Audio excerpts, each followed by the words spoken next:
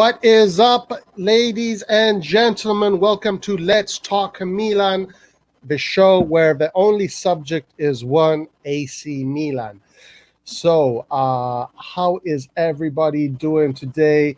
I hope you guys were able to watch the AC Milan news from this morning. So we don't have many updates concerning AC Milan, but we do have some interesting things that we can discuss. Guys, I'm going to put the invite today. We do have Lyert joining us today, so he's going to be with us soon.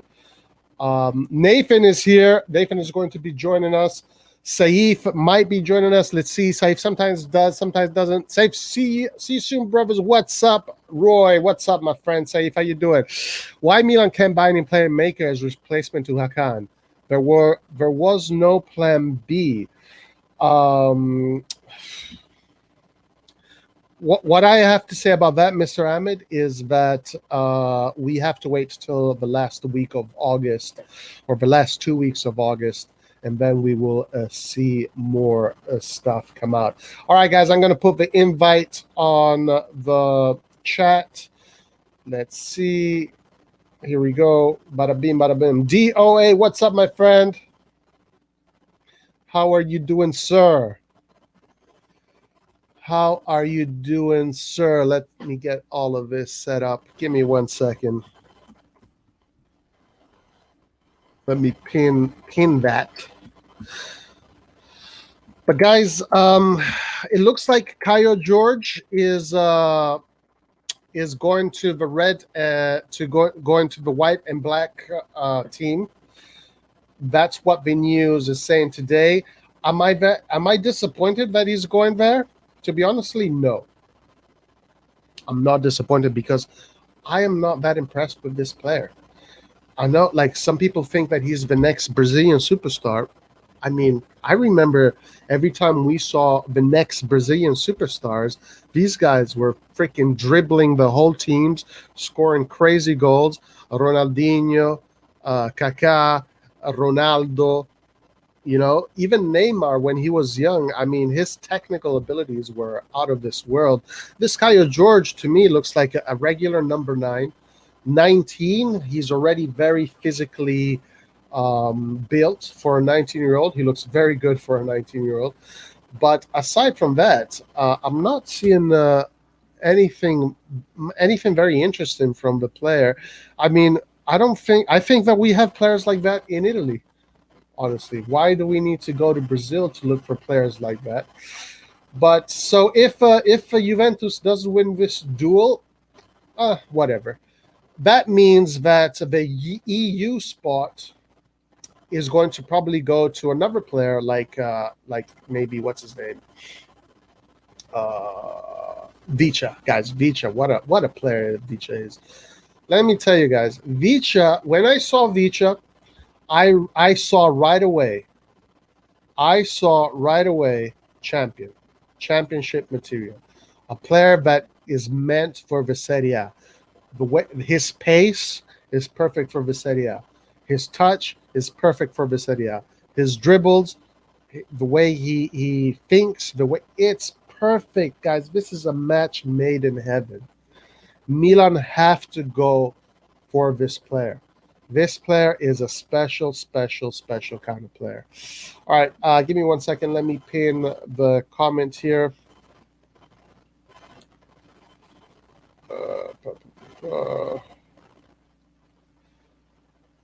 All right, guys, remember that we also do have an AC Milan chat room available. So please, whenever you guys want to make use of that, and it is there for everybody's usage. It is on the channel. All right, we have the first guest of the day. Saif is here.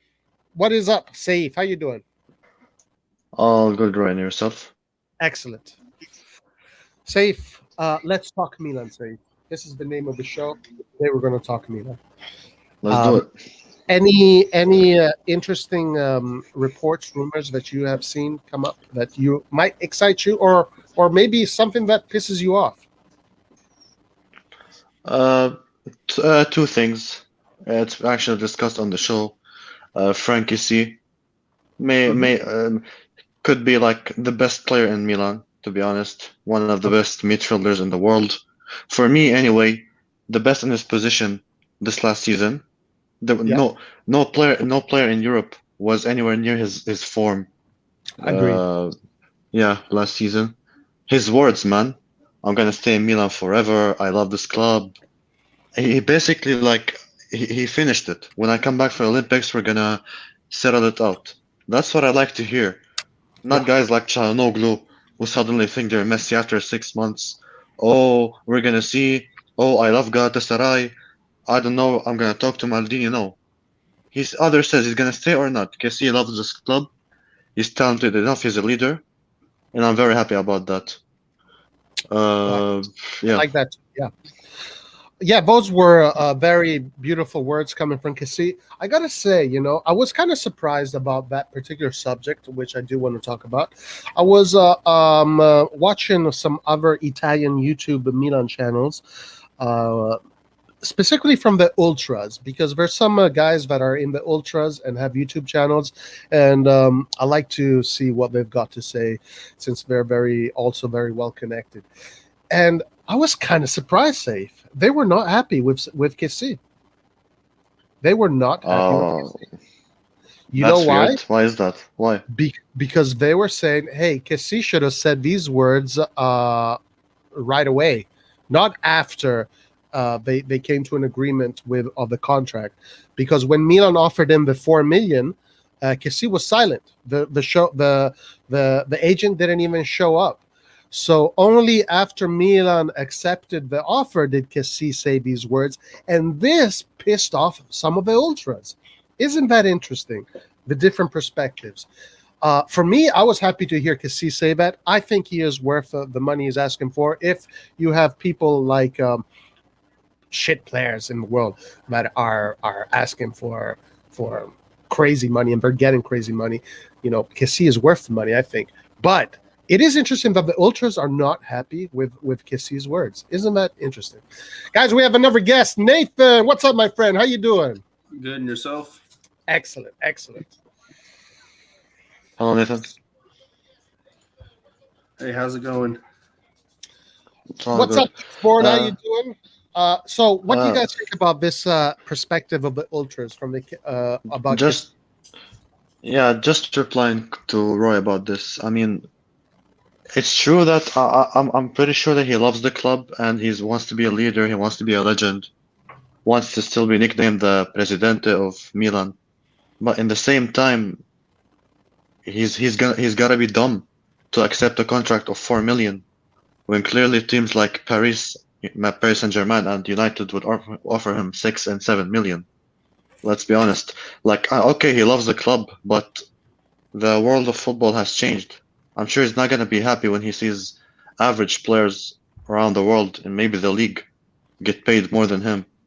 I mean, Let's just yeah, how many shit players at Juventus get paid much more than him at what he's getting paid in Milan? Like 4 million, 5 million. I mean, 4 million. That's terrible Right, for a but guy what like did him. Kessie get him? he could just not be motivated by money as much. I mean, it still is possible.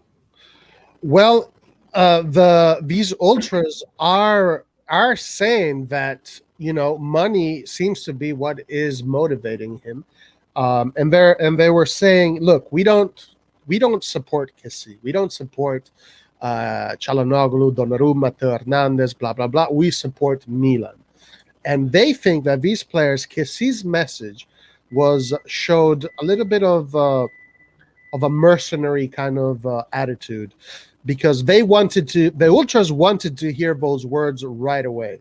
They didn't want to wait 2 months to hear those words. So in their perspective, Nathan, money seems to be the motivation. Well, they got to remember, Kessie, like I don't care about Hakan, but Kessie, like Donnarumma, have been our two true world class talents. Like when you look at the word world class and who you can stick in there with the likes of Oblak and De Bruyne and the guys of that caliber, Kessie and Donnarumma come to mind. And let's face it, 4 million, that's stupid low. In I fact, agree with that. when they came with that first contract offer, even for Calabria, I'm sorry, I'll put Calabria in the world class group as well because he's been phenomenal. When they came, even with Calabria, they came at him with 2 million. That's a slap in the face. Like, come on, man. Like, it's like at some point a player has to get paid what they're worth. And I mean, No, I agree with that. Look, I honestly think that at the end of the day, and even in just in the workplace, you look at what your colleagues are making, and you look at the work they're doing, and all that. In the soccer world, in the football world, where obviously the wages are just crazy numbers, like video game numbers. But aside from that, I mean, and even when it comes down to Çalhanoğlu, if Çalhanoğlu thought he was worth more than 4 million, okay, fine. That's what he thinks. If Kessie thinks that he's worth more than 4 million, and he looks like, as you said, a player, or even John Caponita says a player like Donnarumma that was getting 8 million, and now he's going to be getting 12 million. Theo Hernandez is being offered 5 to 9 million. For me, it is correct. It is right for Kessie to ask, listen, I think I'm worth this kind of money. If you're going to give me less, I'm not interested. But if you're going to give me 6 million, I will stay in the club, and I will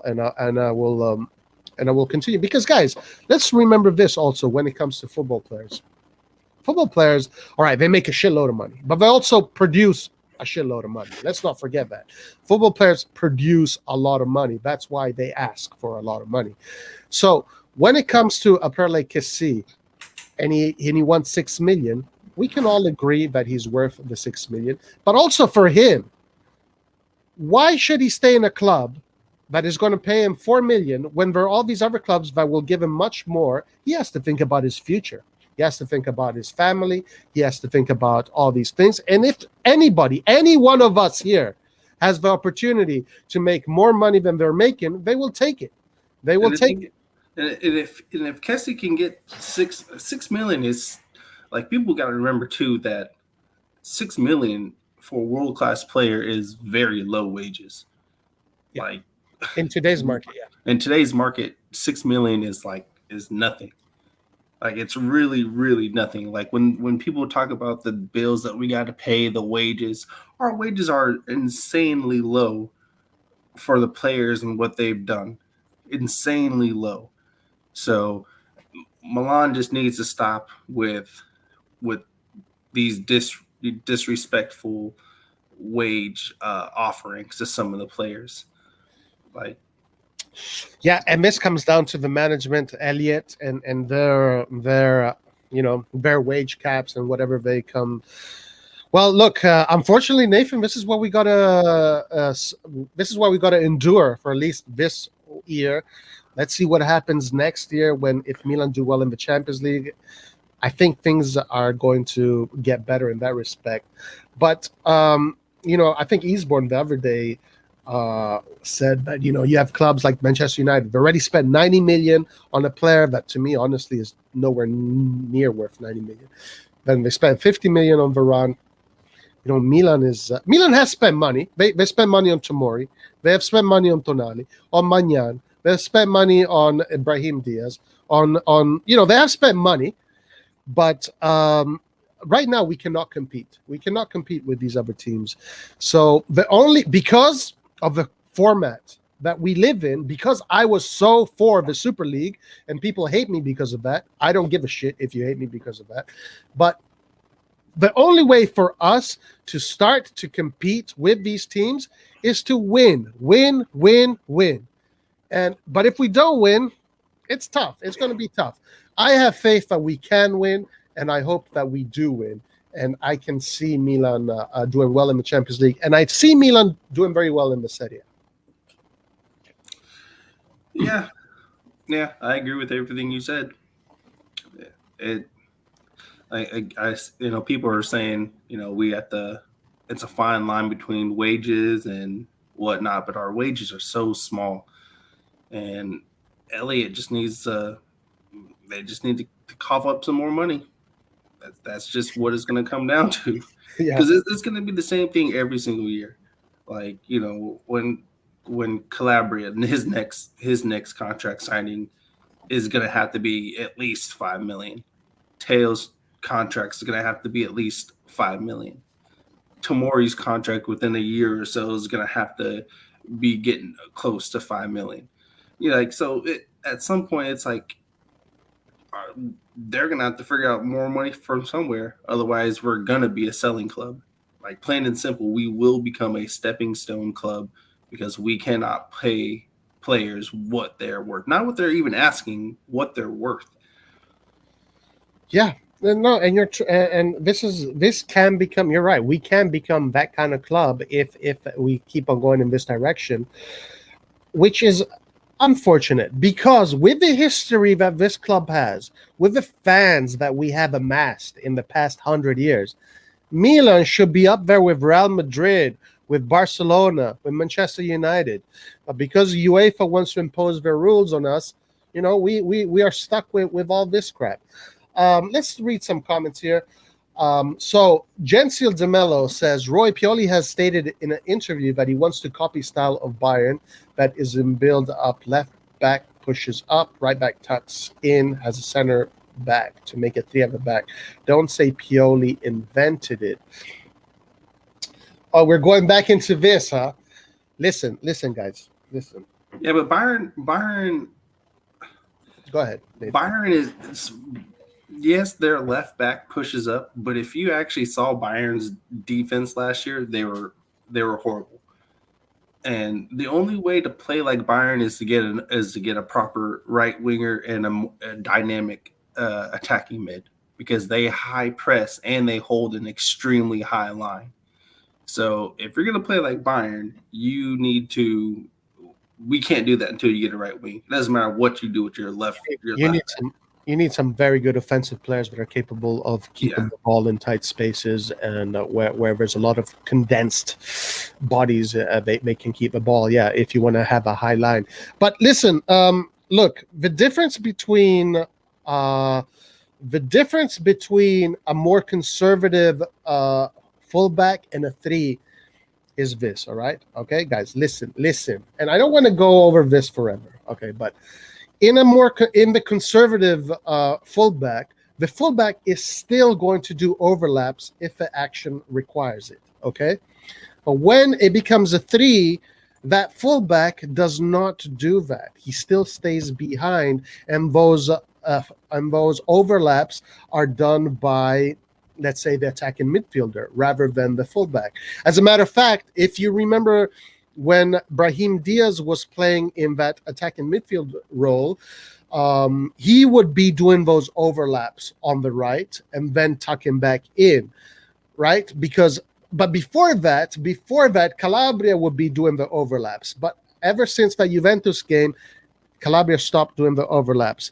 That is the difference between a conservative fullback and a fullback that tucks in and becomes a center back. So this is different. It's different. Tactically, this is different. All right. Now, did Pioli invent this? I don't know if Pioli invented it, but I don't remember seeing other teams doing that. Maybe they have, maybe they haven't. I just don't remember seeing it. I think it's just the left back going up and then the right back tucking in it's just the nature of a beast for attacking fullbacks. You're not supposed to have both fullbacks bombing up the field, leaving just two center backs. I'm not saying it can't happen, but I'm just saying when you're building up, usually you'll have one of the wing backs staying back. That's how growing up. That's how that usually went. Well, look, top teams in the past usually had both fullbacks going all the way up. I remember Ancelotti's Milan had both fullbacks. I remember Ancelotti saying in a conference in a conference room, and something that I've also kind of dabbled with in my experience as coaching. The best thing you can have in a team is when both your fullbacks can play line to line without dismantling anything. Now, that is when your team is full force. But in order to do that, in order to have both your fullbacks double up as wingers on both sides, you need a super strong team.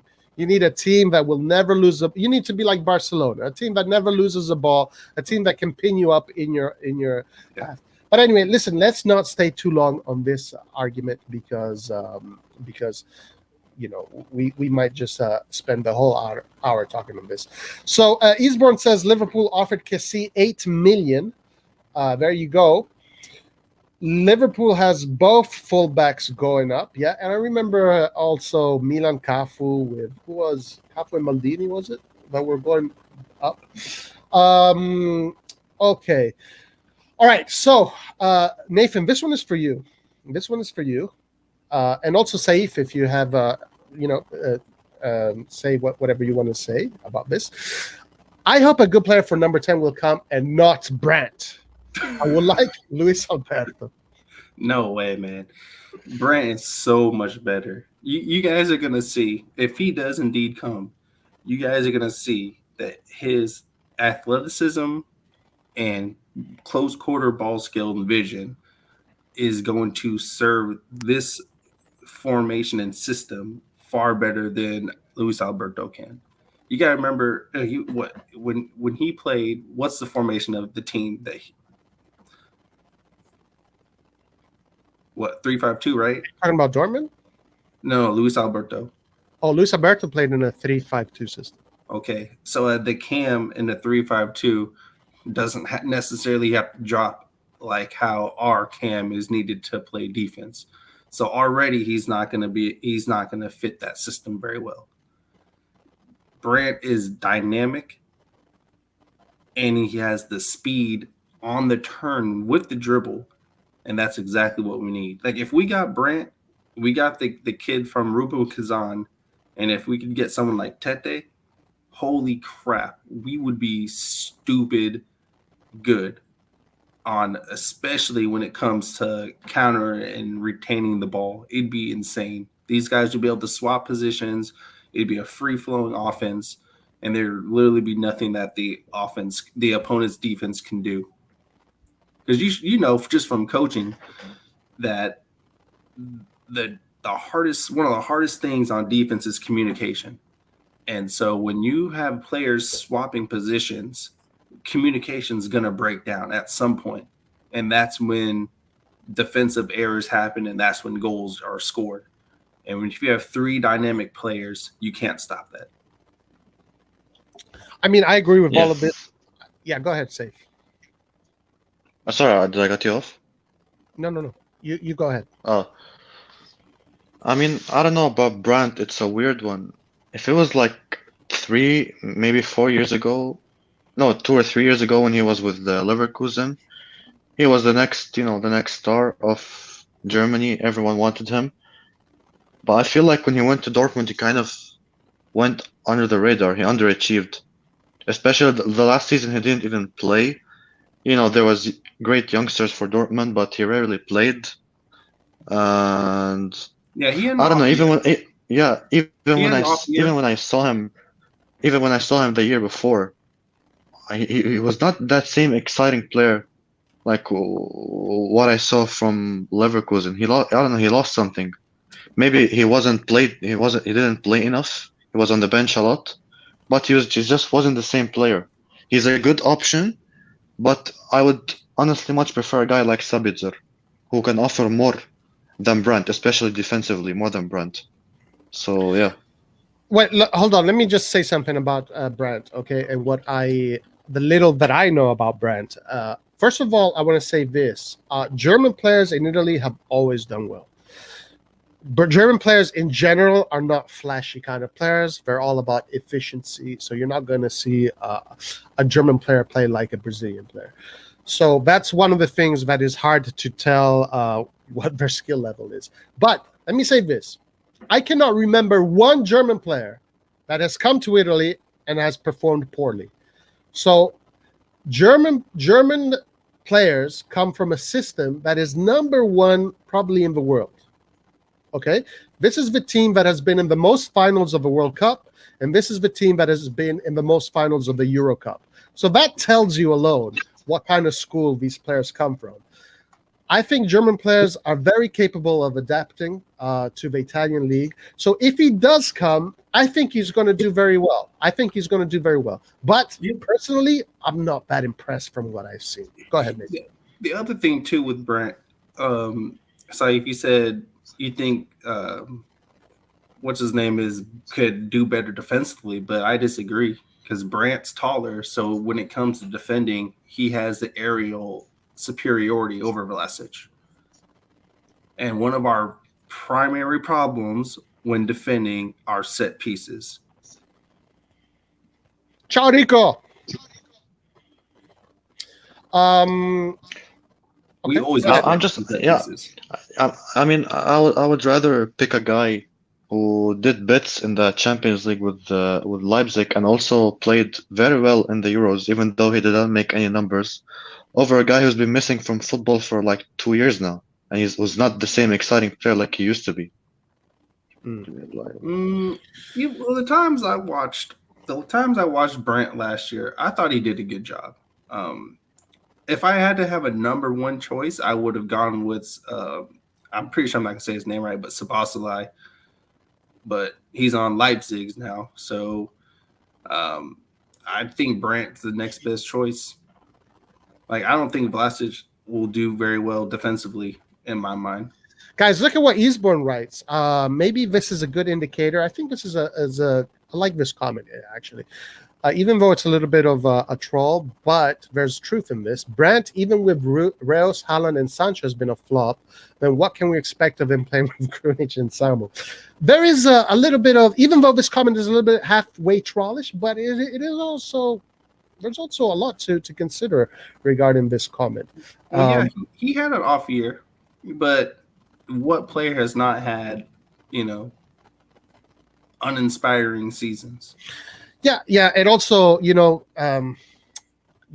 that is true. Guys, real fast, I want to respond to Rayman here, which I love his avatar. A little bit of bad memories come from this avatar, but that man right there on that avatar is a legend of Italian football, and he graced the Milan shirt also, and he won a Scudetto with Milan, guys. I think Roberto Baggio, the only Scudetto he won was with Milan. Please correct me if I'm wrong. Hi, guys. What's the latest on Kaio George? I'm hearing Juventus are favorites to sign him. As of today, Juventus is on the lead. Benfica seems to be out because Benfica did not have an agreement with the player. They only had an agreement with the club, I think. But as of today, Kaio George seems to be going to Juventus, which is okay. Which is okay for me. Because if Kaio George goes to Juventus, that means that the non-EU player that we will go for is going to be Vicha Kvaratskhelia. What a player this player is. Okay, let's keep on going. Sorry to cut you off, Nathan, but if you want to keep on going. Okay, so, yeah, go ahead, Nathan. I was going to say, it's a bit disappointing that we couldn't get Kaio George. But I think it's more disappointing to the fact that it's not done yet. It's not over yet. Yeah, it's not over yet, but I just don't like us always losing primary targets. Right. Well, let me say this. I would rather have an Italian youngster as the third striker. So if us losing Kaio George means that maybe Colombo comes into the picture more, or maybe some other Italian striker comes into the picture more, better. Because, as I said today in the AC Milan news, it seems like we're helping the French national team more so than the Italian national team. We need some Italians in this damn team. I agree. If we can get a good Italian forward, I would definitely prefer that as well. 100% agree with that. Paul KB asked, wasn't KG getting a Portuguese passport, so it doesn't affect the non-EU spot? No. Yes, but he still. So he, from the reports, are stating that he has already started the practices of getting his Portuguese citizenship. So if he does get his Portuguese citizenship before the end of August, then the non-EU spot doesn't become a problem with him. So very well spotted, Paul. Okay, let's read some more of these comments. So Majideen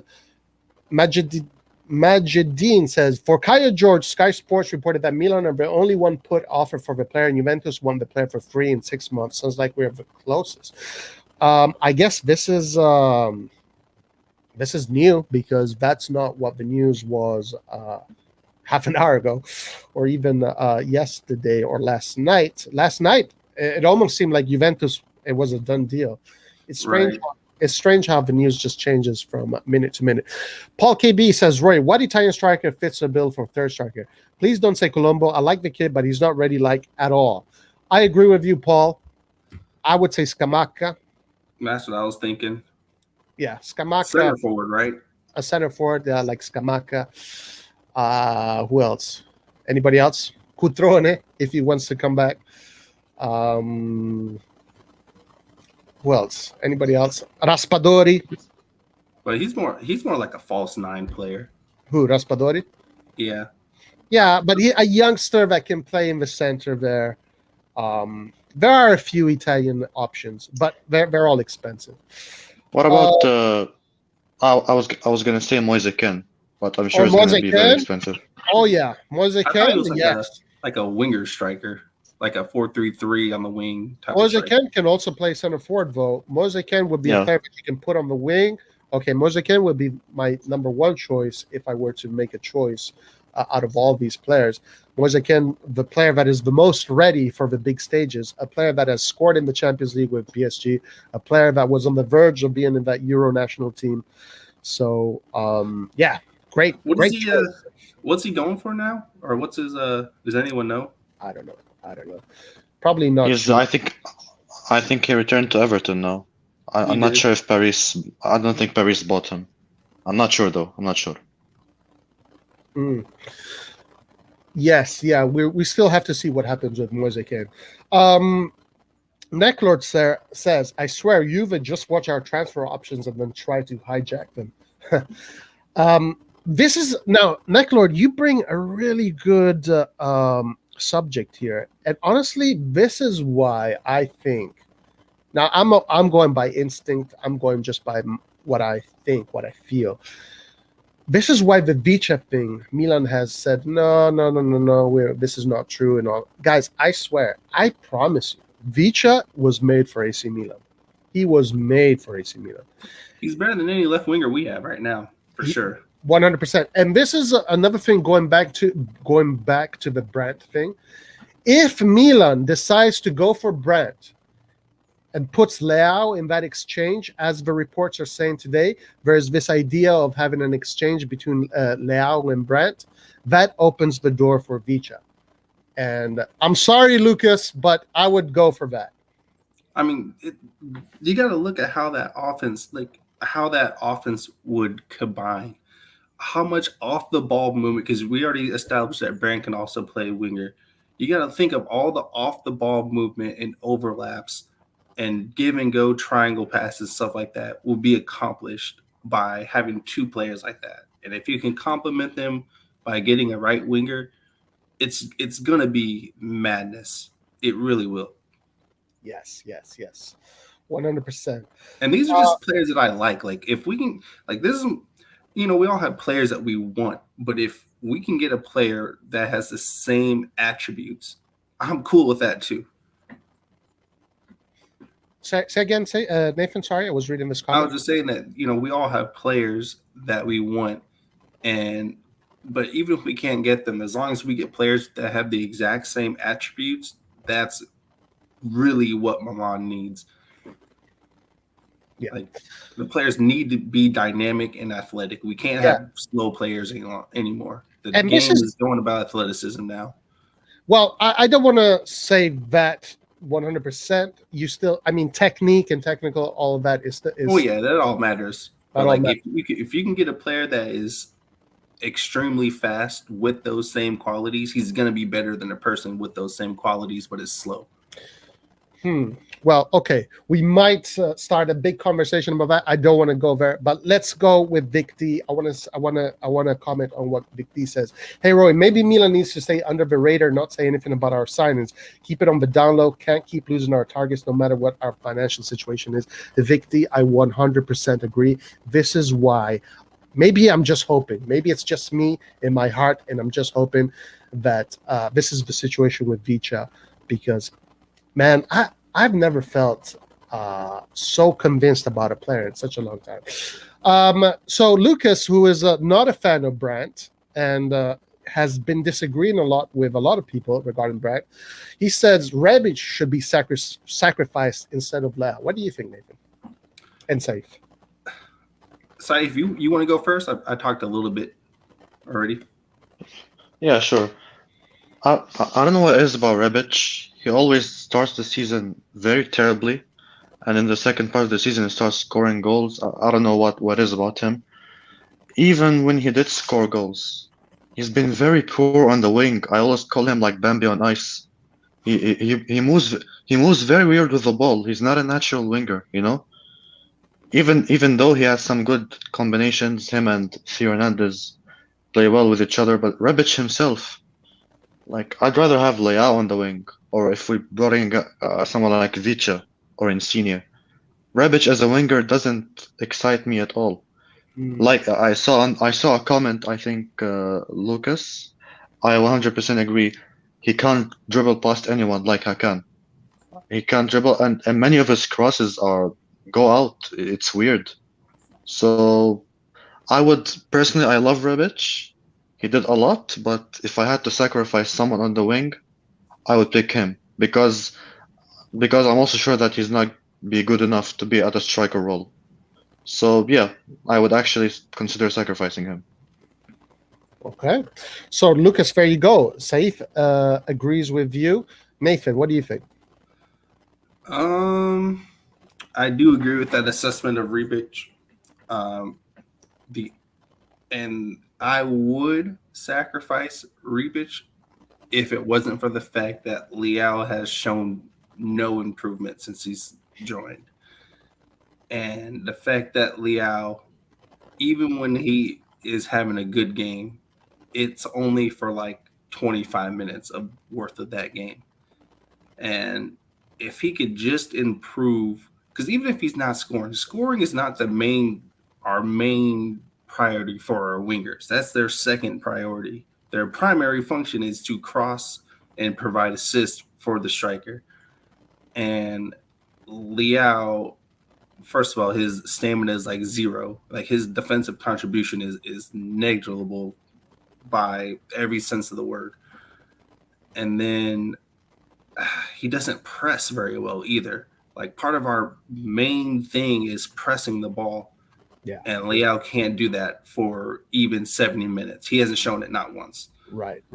And that's my only problem is when you don't have the ball, Rebic does more. Leao might do a little bit more when he has the ball, but the overall game contribution is very small from Leao compared to Rebic.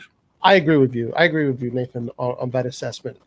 So Leao, for me, okay, youngster.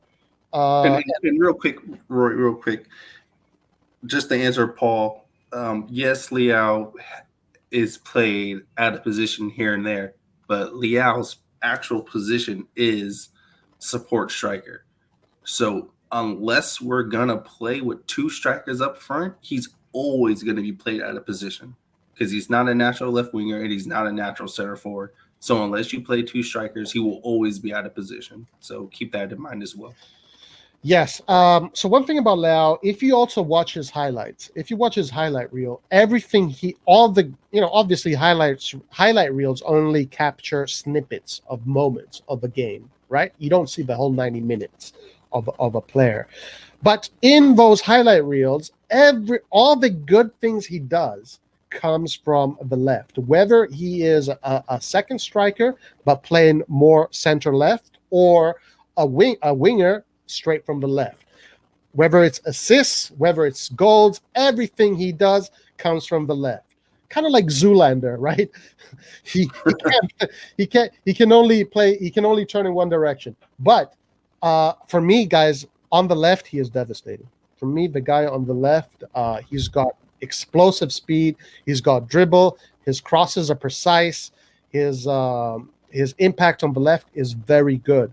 So the guy's only 22. Rebic is 27.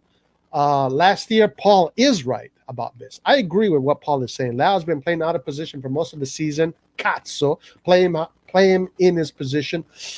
I do agree with that. And this is what I was saying most of the season. I hated watching him play in the center. It was so terrible watching him play in the center. But we might lose, if we do sell him, we might lose a player that potentially can become a huge player. Where I agree with you, Nathan, is his defensive work rate. It doesn't look good. It really doesn't look good at all. While Rebic, much more mature, 27 years old, much more mature, does give you that defensive work rate. And in Italy, guys, forget about it. It's not Spain. It's not England. It's not Holland. It's Italy. If you don't defend in Italy, you ain't gonna go far. All right. So let's cut the crap and let's just say how it is. If you don't run back in Italy and if you don't put in the work, you're not gonna go far. So, Leao has to show that aspect of his game as well. He has to show that aspect of his game, and hopefully he does this upcoming season. You guys want to add anything onto that? I mean, if we can get Kavic for left wing, Leao won't play at all. Yes. And then we'll just have a player who's just there. Right. So the question is, and for everybody in the chat, for Saif and for Nathan, would you guys sacrifice Leao for Vicha? Yeah, I would. Saif? I would too. All like right, I said, I always said that he has the potential to become one of the best left winger / center forwards in the world. But even though he wasn't played in his actual position many times, I don't think his attitude on the pitch or his work rate, screams of a big player, a player that actually wants it, like Chiesa, actually wants it. Yeah, so that's a good comparison right there. Right. Chiesa, people are gonna be like, "What the fuck?" I don't think Chiesa is as talented as Leao, but his mindset is gonna take him way too far, like compared to Leao. That's what I think. The mental aspect is so important. It is so important. Yeah, 90% of it is your mental aspect. 100%. Messi at Leao's age played more defense than Leao is. Right. Yeah. But one of the positive things I want to say about Leao is that he seems to be very good when it comes to the locker room and the whole training. He kind of embraces the group as a family. He seems to be the kid that everybody loves in the locker room. So that is a good aspect of him. So here we're saying Lucas is still saying I would rather sacrifice Rebic for Vicha. Skillard has something. He hates Krunic with a passion. He says sacrifice Krunic. Eastbourne says forget the left wing position, at least until we obtain the most important position, which is badly needed since last season, is the right wing position. And we'll get into that right now. And here, Gentile says Leao can be Weah. He has the physics, he has the skills, only the character is missing. Well, Weah was a lot of character. Weah. Man, Weah was a whole different story. And that's what we're talking about right there, is that it's no one here is doubting Leao's skill set and his ability. No one here is saying that he doesn't have all that it takes.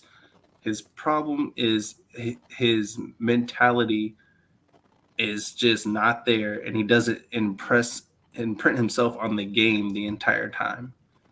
And this aspect is not changed in 2 years.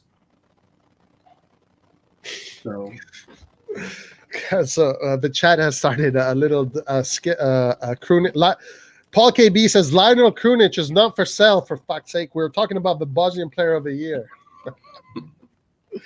Guys, listen, Krunic is not going anywhere. Maldini loves the guy. Pioli loves the guy. And I want to tell everybody, if the management and if the technical area loves this guy so much, there must be a reason why.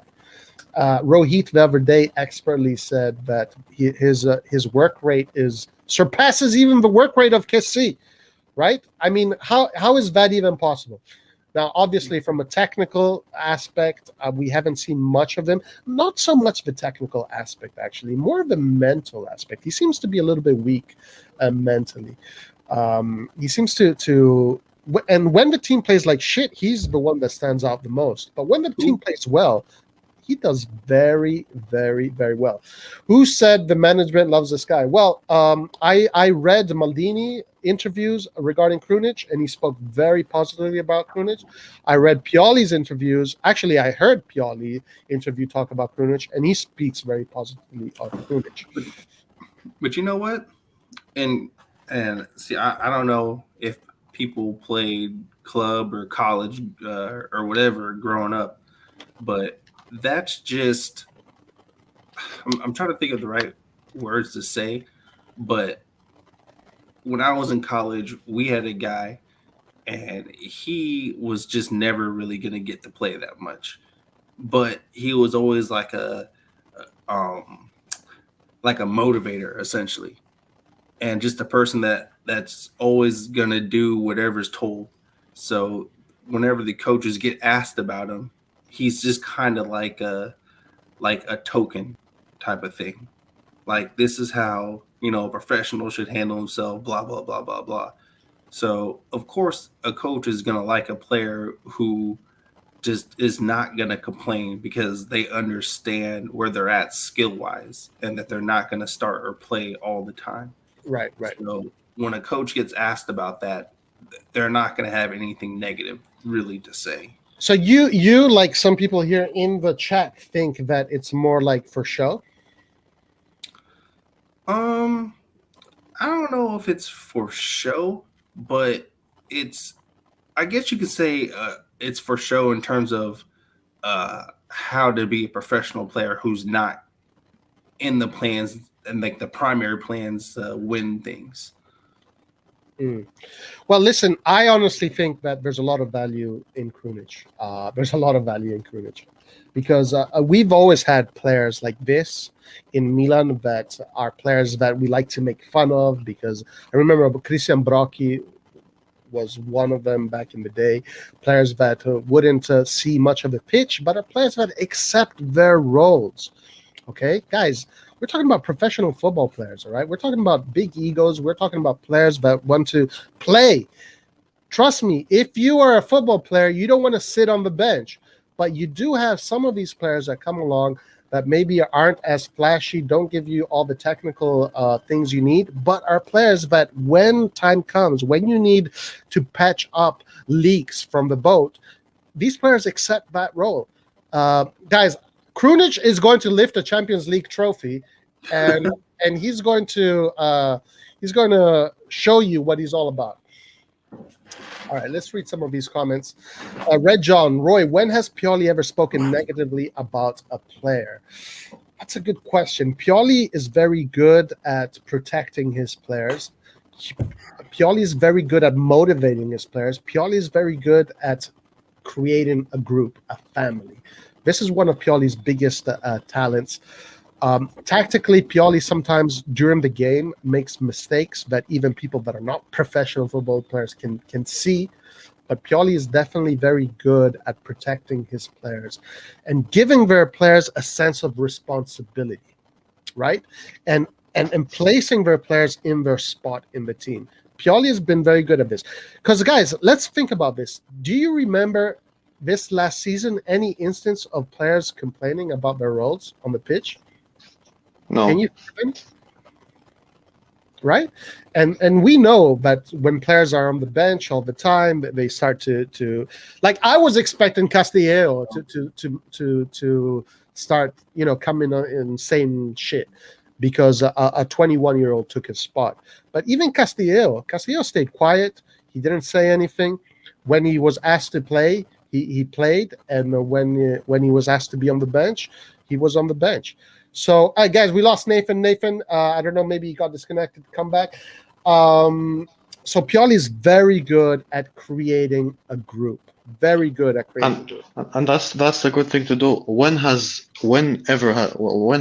criticizing a player in world football ever worked? It always backfires. Look at Mourinho, for example.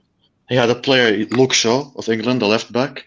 He was always, this guy is not good enough. He's not doing enough in public interviews. And in the end, Mourinho got fired, and now Luke Shaw is one of the best left backs in the world. So it never works. It never works. Yes, yeah. It's in public. It doesn't work in public. Yeah. Right.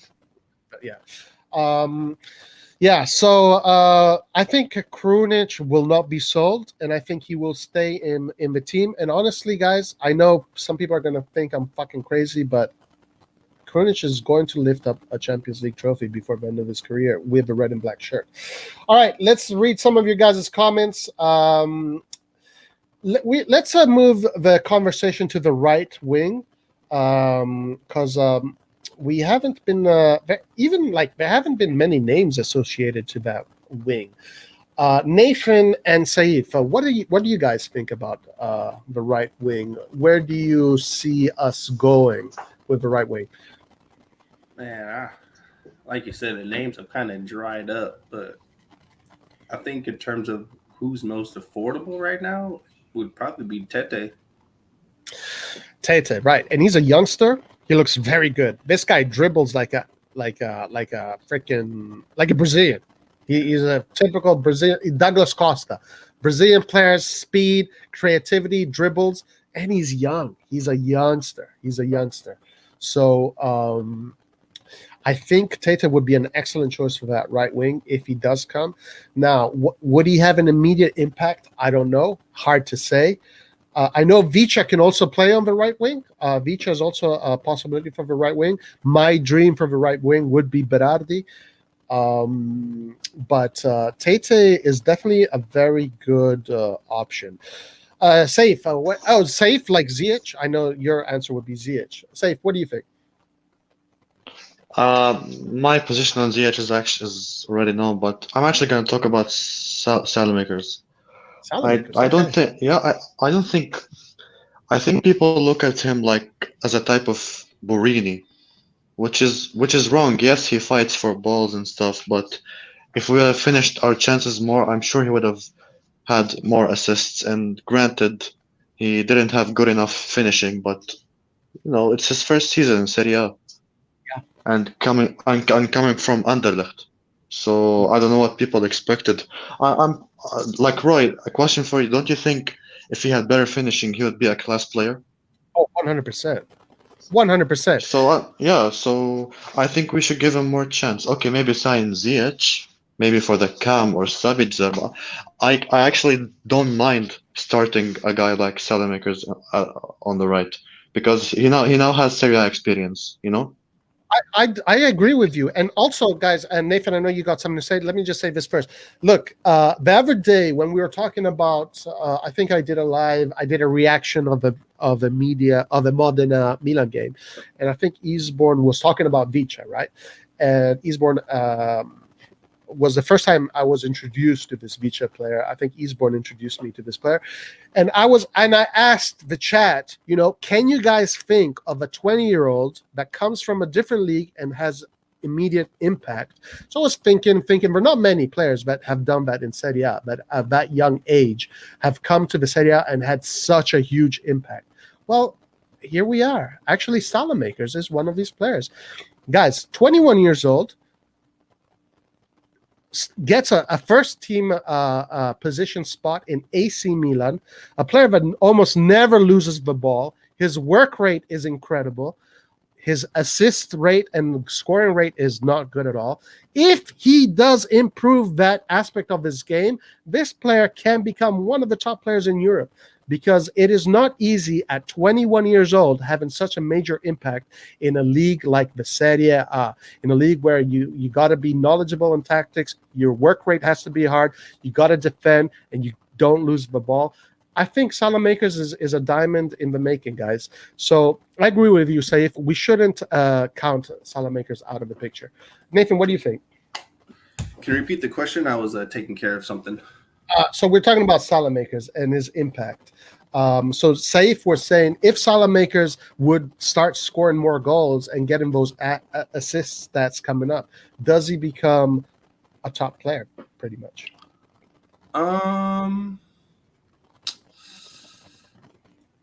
It just depends because Salamakers, he's not a goal scoring winger. That's what I said before. Well, right now.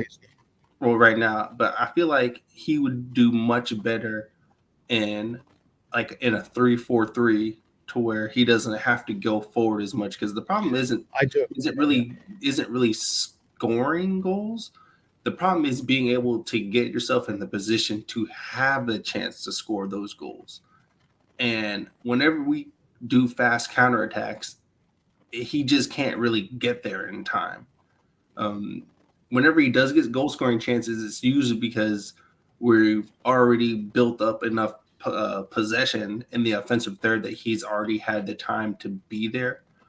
But outside of that, I think if he worked on his one-on-ones, like his beating players one-on-one, he can create chances for himself. A lot of goals that Rebic and Leao score is because they created those chances by beating one or two people and then they took a shot. Whereas we don't really see Salamakers doing that. Right. And Salamakers came to Milan as a right back, right? He was the deputy for Calabria. So his offensive instinct maybe doesn't even exist. It's not in him. But because he has been adapted to this more offensive role, they might be working on it. They might be, but I want to remind everybody, because here Skillert says you could make the same argument for Krunic. Guys, I think a lot of people are just forgetting this player's 21. Okay, the age matters, guys. Do not think that because you're in the league, Serie A, Bundesliga, whatever, and you're 21, and that means that you're supposed to be Messi. Messi is. Do not compare anybody to Messi. Messi is a player that we'll never see again. Okay? Yeah, we're talking. Messi is Nathan. Messi is one in 10,000. Do not compare players to Messi. Okay, go ahead. We gotta remember, but look, and Lucas made a good point. Now he said that Salamakers came to replace Suso. No, yeah, okay, to replace. Look at how when players have a goal scoring touch by how they approach the ball. Like every time I see a player shoot, I'm looking, is his body over the ball? Is he leaning backwards? Like how does his eyes look? As a striker, that's what I look for when I see someone trying to score a goal. And every time I see Salamakers, nothing about his body language tells me that he's about to put this ball away. Well, I mean, let's see, because this guy still has 17 years. Okay, again, he just started. Let's see what happens. Okay, so let's keep on going here. This was a very interesting comment here.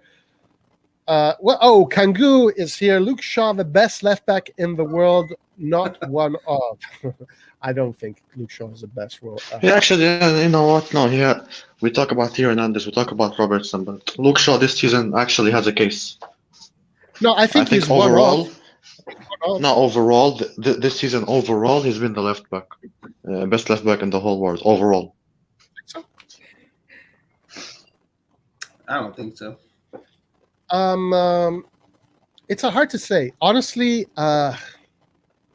I think it's between him, Theo, and Spinazzola, and also the Davis guy, Jonathan Davis. What's his name? the guy from Alfonso Davis. Alfonso Davis. Oh no. Maybe when Bayern won the Champions League, he might have been there, but he was awful last year.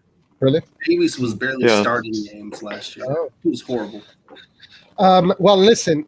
If we look at the Euros, unfortunately, Spinazzola got injured, but Spinazzola looked a step ahead of Shaw, to be honest with you. No, and I'm not saying this because of bias, anything. I'm being honest.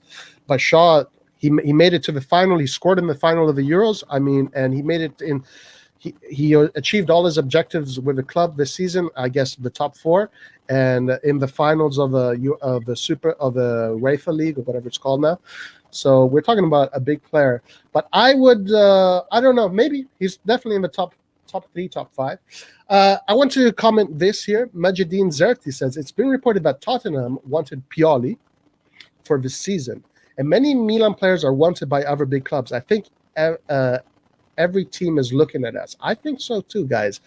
Because Maldini has amassed a young group of players that look to be top players in the future.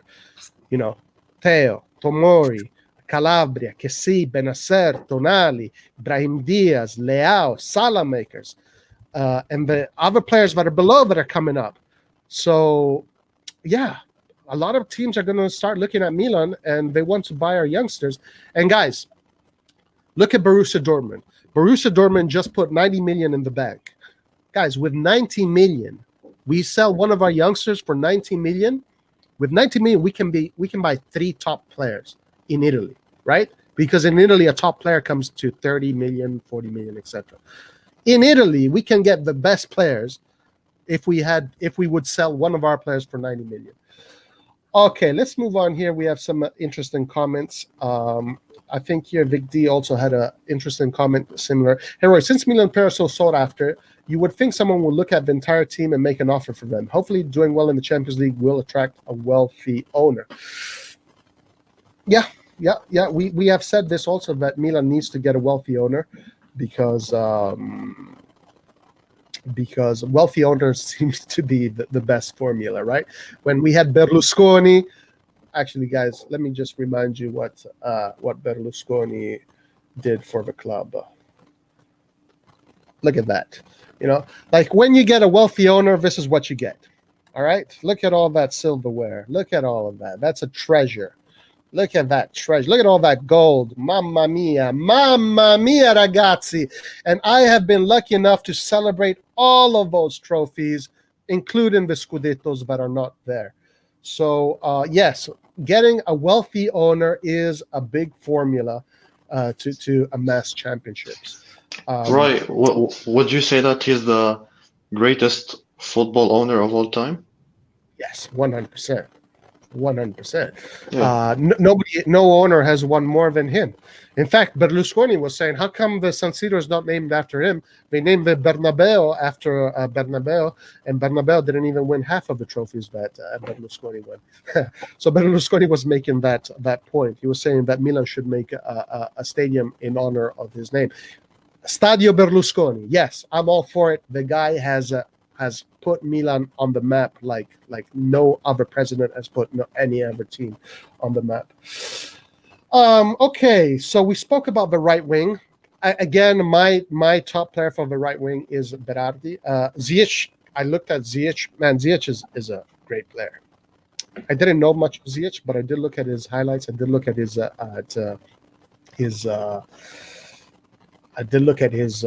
what he does, his stats in the Champions League. Ziyech technically is freaking great, okay? Like, the guy is technically incredible.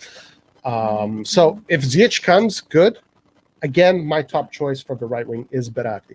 All right, so we spoke about the right wing. We spoke about the left. The attacking mid, we did speak a little bit about Brandt. Are there any other players that you guys are thinking of if Brandt is not the choice?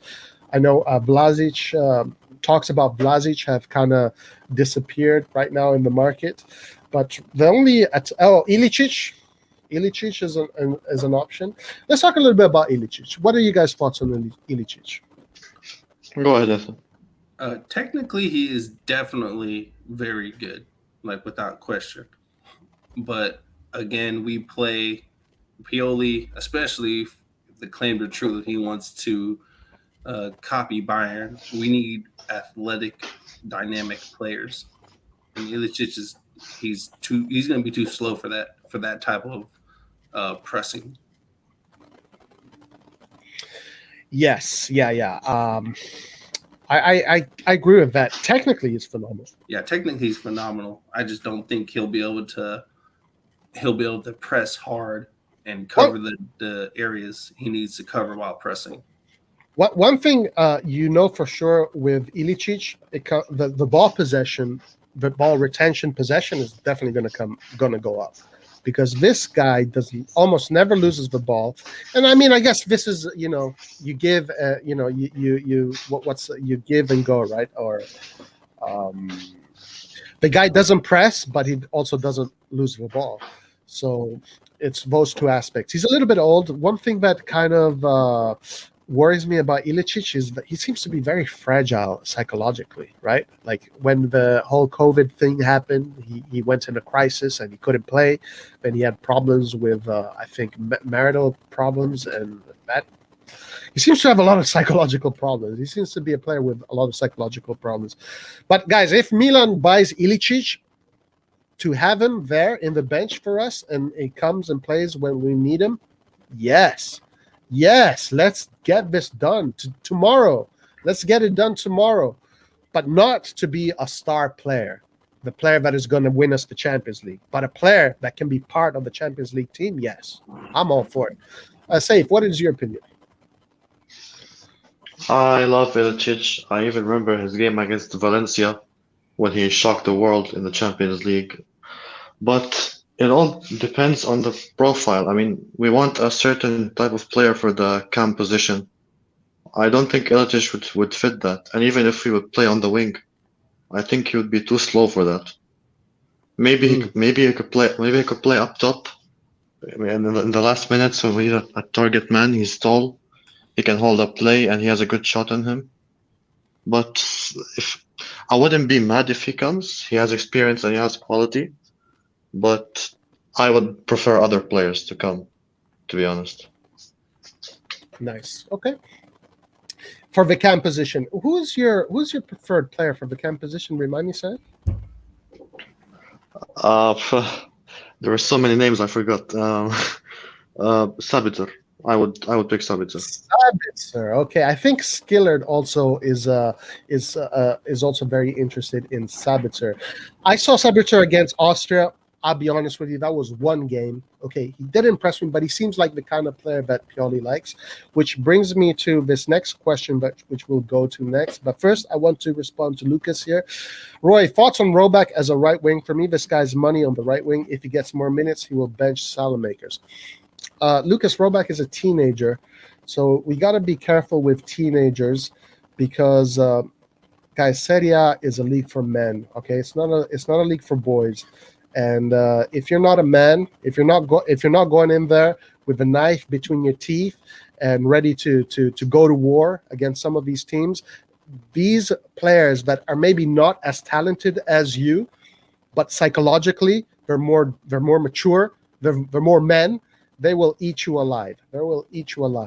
And they will taunt you. They'll talk shit to you. They'll destroy you psychologically. They'll tackle you. They'll physically, they're just going to destroy you. And then this is how you lose teenagers. By putting them in the mix too fast.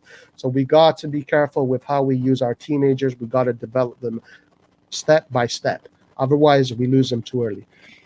What are you guys' opinion on Roback? I think he's a great player, Bo. Ibrahimovic said that Roback is going to be one of Sweden's next big players. Any opinions on this player? I think he's good.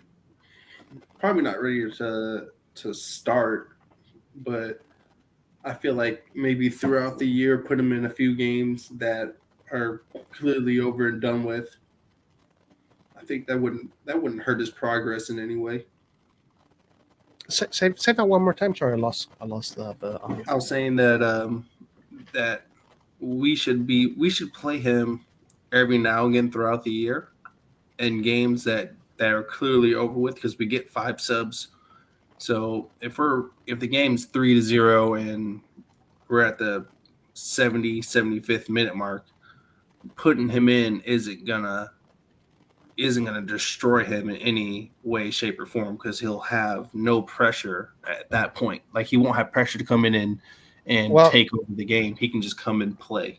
Well, let me say this, Nathan. But if we put him at the 70th minute in, and then that's still 20 minutes to go, and then let's say someone scores a goal on us, I know how the Italian media is. I know how the Italian fans are. They're all going to look at Pioli. Pioli, why didn't you put a teenager on the pitch? No, you should have no one will say that. If the game is 3-0, they say that. If the game is 3-0, okay. Let's say if the game is 3-0, 4-0, yeah, then that's a different but no, if it's like 2-0, no, because 2-0 is too dangerous of a scoreline. But 3-0, when you get that third goal, that's when that's when their confidence shuts down. 1-0, 2-0, you can still fight back even from just 2 minutes left in the game. But as soon as you hit that 3-0 scoreline, that's usually when teams just like completely fall apart. Yeah, good point. Now, personally, I would keep him in the Primavera because we have the Youth Champions League coming up, and we need our Primavera players also to make an impact in the Youth Champions League because, guys, AC Milan is a Champions League team. We want to get our players from a young age to have an impact internationally. So I wouldn't even think about Roback, Lucas. I would keep him in the Primavera. Let's look at him in 1 or 2 years. If you could remind me how old he is, Lucas, that would be great. Any opinions regarding this player? I think you guys summed it up perfectly. I would love to see him start with the first team or like come off the bench, because I don't know what happened to our Primavera. We don't use players from there anymore. Like apart from, I don't know, Gabia, Calabria. We don't use new players, and I would love to see that kind of change because I do think we have talent there. We just need to exploit them to give them a chance, like we did to Cotrone, like we did to Locatelli. Yes, just a quick thing though. This Gabia and Calabria, they came to Milan as 20-year-olds. I don't think they were still teenagers. Roback is 18, guys. Lucas says Roback is 18. Guys, 18-year-olds in the Serie A, they're going to get eaten alive. I'm sorry to say that. Okay, Majidine asked a good question here. Roy, would you agree that Pioli wanted a number 10 that could build from the back and fast enough to support the attack in front more than just a player that can defend? Yes. That has been the role that that's why he liked Çalhanoğlu, because Çalhanoğlu is a player that covers the whole pitch and builds from the back. But I know nobody agrees with me here. So, Roy, Hakan cannot start the counterattack. He might be able to pass the ball out to Hernandez for him to start the counterattack. But as a player, he cannot take the ball from defense and start that counterattack and get up the field with the ball. Not when it comes to speed. Yeah, he's not a very fast player. Would Pioli want a player like that? Yes, I guess. I mean, honestly, to me, okay, when it comes to speed, the idea of speed of me, I guess, okay, so let's talk about speed, because Nathan, you were talking about speed. For me, speed is important in certain roles. But in other roles, to me, speed doesn't mean anything. Because to me, the best football players are the ones that can literally play walking pace. If you can bring down the rhythm of a game to walking pace, then to me, you're a top player. Now, speed can be used in some instincts. It's important in some, depending on where the action goes. Speed is good for counterattacks. Speed is good for if you're a winger and you need that explosive moment like Leao has. But in the middle of the park, to me, speed is not important at all. To me, in the middle of the park is actually how good are you at slowing down the tempo. That's more important to me. And if you play one-touch football, you don't need speed. You just need fast. You need great technique, great positional play, great vision, and you need to know where to move next, in what space to move next. So that's my opinion on speed. But Nathan, you saying that speed is a big part of the game today. So talk more about that.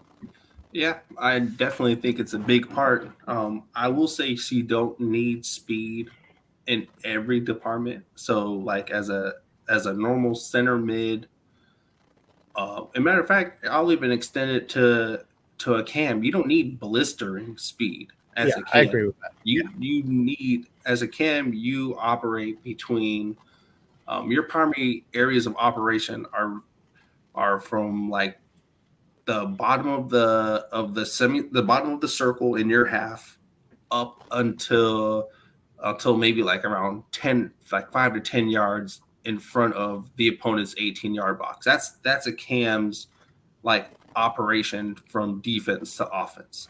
I agree with that. He needs to be more quick. If he has top speed, then that's just a bonus. That's another reason why I like Vlasic and Brandt, because they both have agility and good, top end speed for a cam. For like the CDMs, like Kessie, and I like Tonali's speed. Like I really wish Tonali would just develop and just pass Benasser, because I feel like him and Kessie, with how dynamic and athletic they are, would just be so beneficial. The wingers, they got to be fast. Like, yeah, I agree with that 100%. For me, you cannot, unless you're playing a 4-3-3.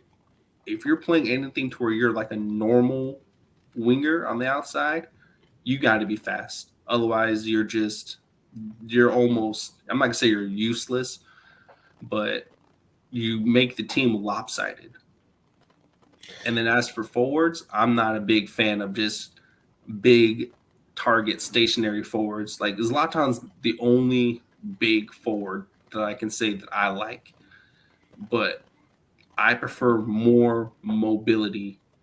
And my hero is the great Super Pippo Inzaghi. People. He is proof that you need to have movement. He wasn't like blistering fast or anything. Right. But can you imagine if he had the speed of like Henry plus his instinct? It would be horrible for teams. Yeah. So I'm not saying that you need to, it just depends on your style of play for the forward position. Right. But if we could have gotten a forward that has a little bit more pace, just because we have two big, slow guys, I prefer someone who's also fast as well, just to kind of mix it up. Well, actually, we don't disagree at all. I agreed with everything you said there. So there you go. So I guess we were on the same page. Okay, so let's keep on going. Asif, do you have anything to say about that?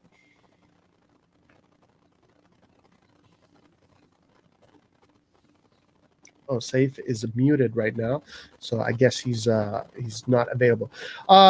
Let's go back to the comments. So Milan trying to create half a French and half Balkan team. There are a little bit too many French players in Milan. I gotta say that. Now the rivalry between Italy and France is always going to be very strong. So to me, that is important. To other people, it's not. But I would rather see Milan more helping the Italian national team rather than the French national team. But at the end of the day, if we win, if we do great, I don't care. They can all be French, so it doesn't really matter to me. Now the Balkan players, Ibrahimovic, Krunic, Rebic, Ilicic, all great players. Not too worried about that. Giunti is not the right man to coach the Primavera squad. There's been no progress. Milan needs to hire a foreign coach for the Primavera team. Ooh, you know what I think about foreign coaches in Italy, guys.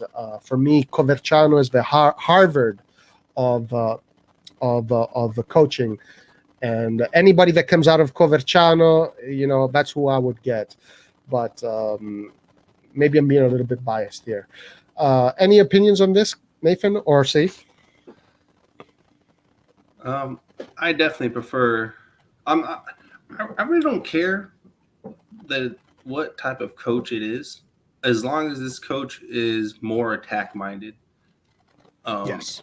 I think again we talked about this already. The coach needs to play, especially the team right under Milan. They need to play the same system as us. So whatever it is the senior team's doing, the Primavera team needs to do as well. I Because agree with that. it's just not easy for those players to play one system and then have to rewire themselves to play our system. Yeah, so that's my thought on that. I don't Yeah. really care about the coach as long as they know how to play attacking football. Then I don't really care who it is. I agree with that statement regarding the team needs to develop a similar style to the first team, right? Same formation, same style. And this is what Barcelona did.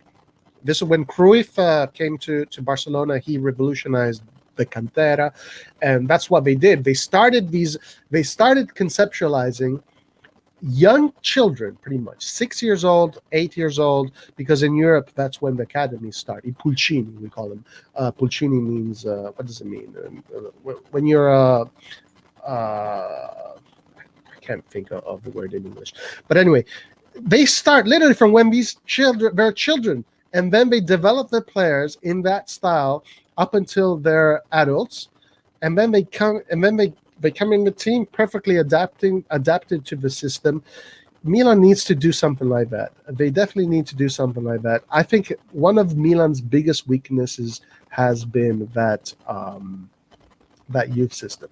The youth system in general, like Juventus's youth system, has been kicking ass for many years. As a matter of fact, Juventus's youth system dominates in Italy almost all the time. I wish Milan would have a similar approach, because they used to have a similar approach. But then if things kind of changed as the Berlusconi era went forward, they were more fixated on buying players that were ready. They would say, vogliamo giocatori già arrivati, which means we want players that have already arrived, players that already come to Milan. They don't need to adapt. They don't need to grow. Rather, players that just add. So this is something that we need to get back to.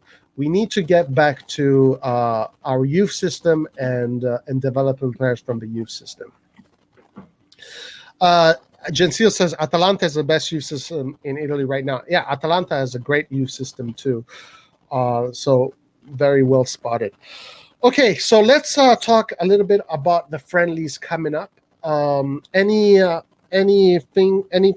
Oh, guys, by the way, we do have a new poll up, so please go and vote. Which youngster are you most looking forward to in these friendlies? I think we have Kerkez there, Maldini, Pobega, Rebi, who else? Colombo, and a lot of that.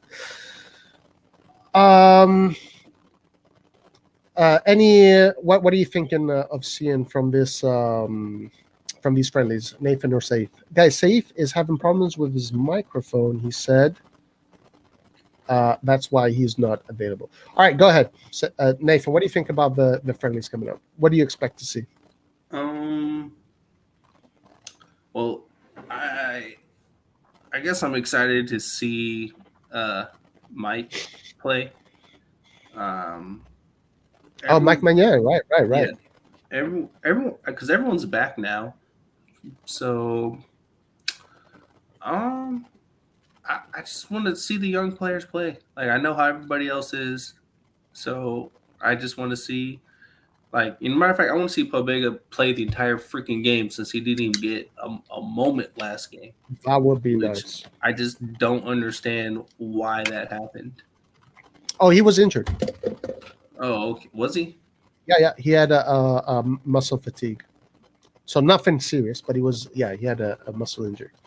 Okay, because that irritated the hell out of me. I was like, why is he not playing? Right. And Pobega right now is heavily linked to Spezia once again. So it looks like Spezia is knocking at Milan's door and asking for Pobega to be sent out on loan again. What are your thoughts on that?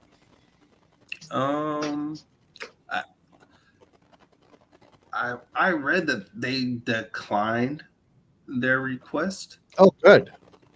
So I want him to stay, but I they need Pioli needs to do a much better job of rotating. You know, I think that's might be his biggest weakness is trusting players when the team is healthy. Because he only rotates when that person gets injured. He just doesn't rotate just to rotate and get people rest. He rotates because there's injuries, and that's not the same thing. Um, if he could show more trust to Pabega and Tonali and rotate these guys like Kessie and Benasser out, it will prolong them, especially the injury prone players. It'll prolong them. And these guys have shown that they can play. So I say, rotate more. Yeah, yeah. I think this year with Tonali being 1 year older, maybe we are going to see that. Maybe we are going to see that. Let's see. Benasser, guys. Benasser. Benasser's second half of the season was very poor. Let's just be honest about it. Benasser, first half of the season was incredible. To me, he looked like a European kind of Champions League player. But the second half of the season, after that injury, he did not recover. He disappeared. I think Tonali might give him a run for his money on that position. Tonali reduced his salary to be at Milan. Sent a great message. Because Tonali had other offers. He could have made more money in other clubs. So Tonali is not joking around. He wants to come to Milan and have an impact. So Tonali is going to be fighting for that spot. Nobody's going to take Kessi's spot. That spot is secured. So Benasser really needs to start looking at his back. Going back to Pobega. Here we have a comment saying Milan doesn't want Pobega to shine in friendlies. I hope that it kind of feels like that, but maybe not. I really think that Pobega, okay, footballing wise, okay, obviously he's not Pele, he's not Messi, that. But the guy has personality, he's got character, and he covers the field. He wins a lot of balls in the midfield. Like, we want to go for Bakayoko, all right? So Bakayoko, great player. He had a great season with Milan. The Milan universe fell in love with this player. But I don't think Bakayoko is going to accept the bench. I really don't think that Bakayoko is going to accept the bench. Bakayoko is a player that wants to play. You saw how he was when he was put on the bench in Milan with Gattuso. Remember that episode? So I think that from a locker room perspective, if Bakayoko comes, I don't think Milan is going to have both Kessie and Bakayoko on the field because you have two players that play the same role. Milan, the way Pioli has his system set up is that you have Kessie being the box-to-box player that adds on to the offense and then helps the defense. But he always keeps Benasser just in front of that line of three. As a matter of fact, Milan plays with a 3-1, right? It's like a diamond. They have a diamond in the back. And the tip of the diamond is Benasser, and Benasser just plays as that deep player regista. He's always the reset button, right? And you rarely see Benasser going up and inserting himself with the offense. Bakayoko is not that kind of player. Tonali is that kind of player. So if Bakayoko comes, he's going to be waiting for Kessie to not play in order to get some minutes. I don't see that happening. I honestly do not see that happening. I don't think Bakayoko would accept that role. So, but Pobega would. But also Pobega might think, hey, Spezia, I'm going to play every game. I'm going to become a starter player. So let's see what happens. Any thoughts on that regarding Bakayoko? Well, I think, I agree with everything you said. I think if Pobega stays, he definitely will be the third, and he'll be the choice sub for probably. I think I can't remember who said last, but I think Pobega. I think he does play a little bit more similar to Kessie, whereas Tonali is more like Benasser. Yep. So we have direct subs for them. Right. So if we rotate enough, like there's no reason why that these players shouldn't get, at least 20 games. Like there's no reason why Kessie should play every single game. Like that's not good for him. It doesn't matter. Like at some point you have to do what's best for the player and not what the player wants in terms of playing time. Like Kessie might want to play every game, but it's just not healthy for you. Right. Same with Ibra. Ibra also wants to play every game. Yeah. I agree with you. Kessie wants to play every game, but we got to be careful because we're going to wear this player out. So some kind of rotation needs to happen. And if Bakayoko is there, maybe but I agree that Paul Bega is more similar to Kessie, and I think having Paul Bega there as the Vice Kessie, I'm all for that. Lucas says, am I the only one that doesn't want Juve to win the league this year? I would rather see Inter win. Guys, I would rather see Milan win the league this year, because if Milan can win the league this year. I think they can, because I honestly think that by the end of August, everything is going to be A-okay. We're going to have all the players we need to have a great season. So I'm not latching on to this moment. This moment, things don't look great, but whatever. The transfer market is always this way. We got to wait till that last week of August, and that last week of August will tell us everything we need to know. Remember, guys, about Robinho. Robinho came the last day. So honestly, Milan has a better chance to win the league this year than Inter and Juventus, but I do think Atalanta is going to. This is their last year. If Atalanta don't go all in this year, then their train has left. They will have lost the train. I think this season is going to be a very tight race with Juventus and Milan. Like it actually may go to even the last games of the season, because I see those currently as the strongest teams in Italy. Even though Inter only lost Hakimi, I don't think they're gonna retain the league. With changing Conte, things might change. I trust in Pioli. I trust in what? No, sorry, you're saying you think they can retain the league or can't? I didn't hear that. No, I don't think. I don't think okay. that they can retain the league. The loss of Conte is even bigger than Hakimi's. Yeah, I agree. Juventus, like I said, they're gonna be a super team. I think many people are doubting them.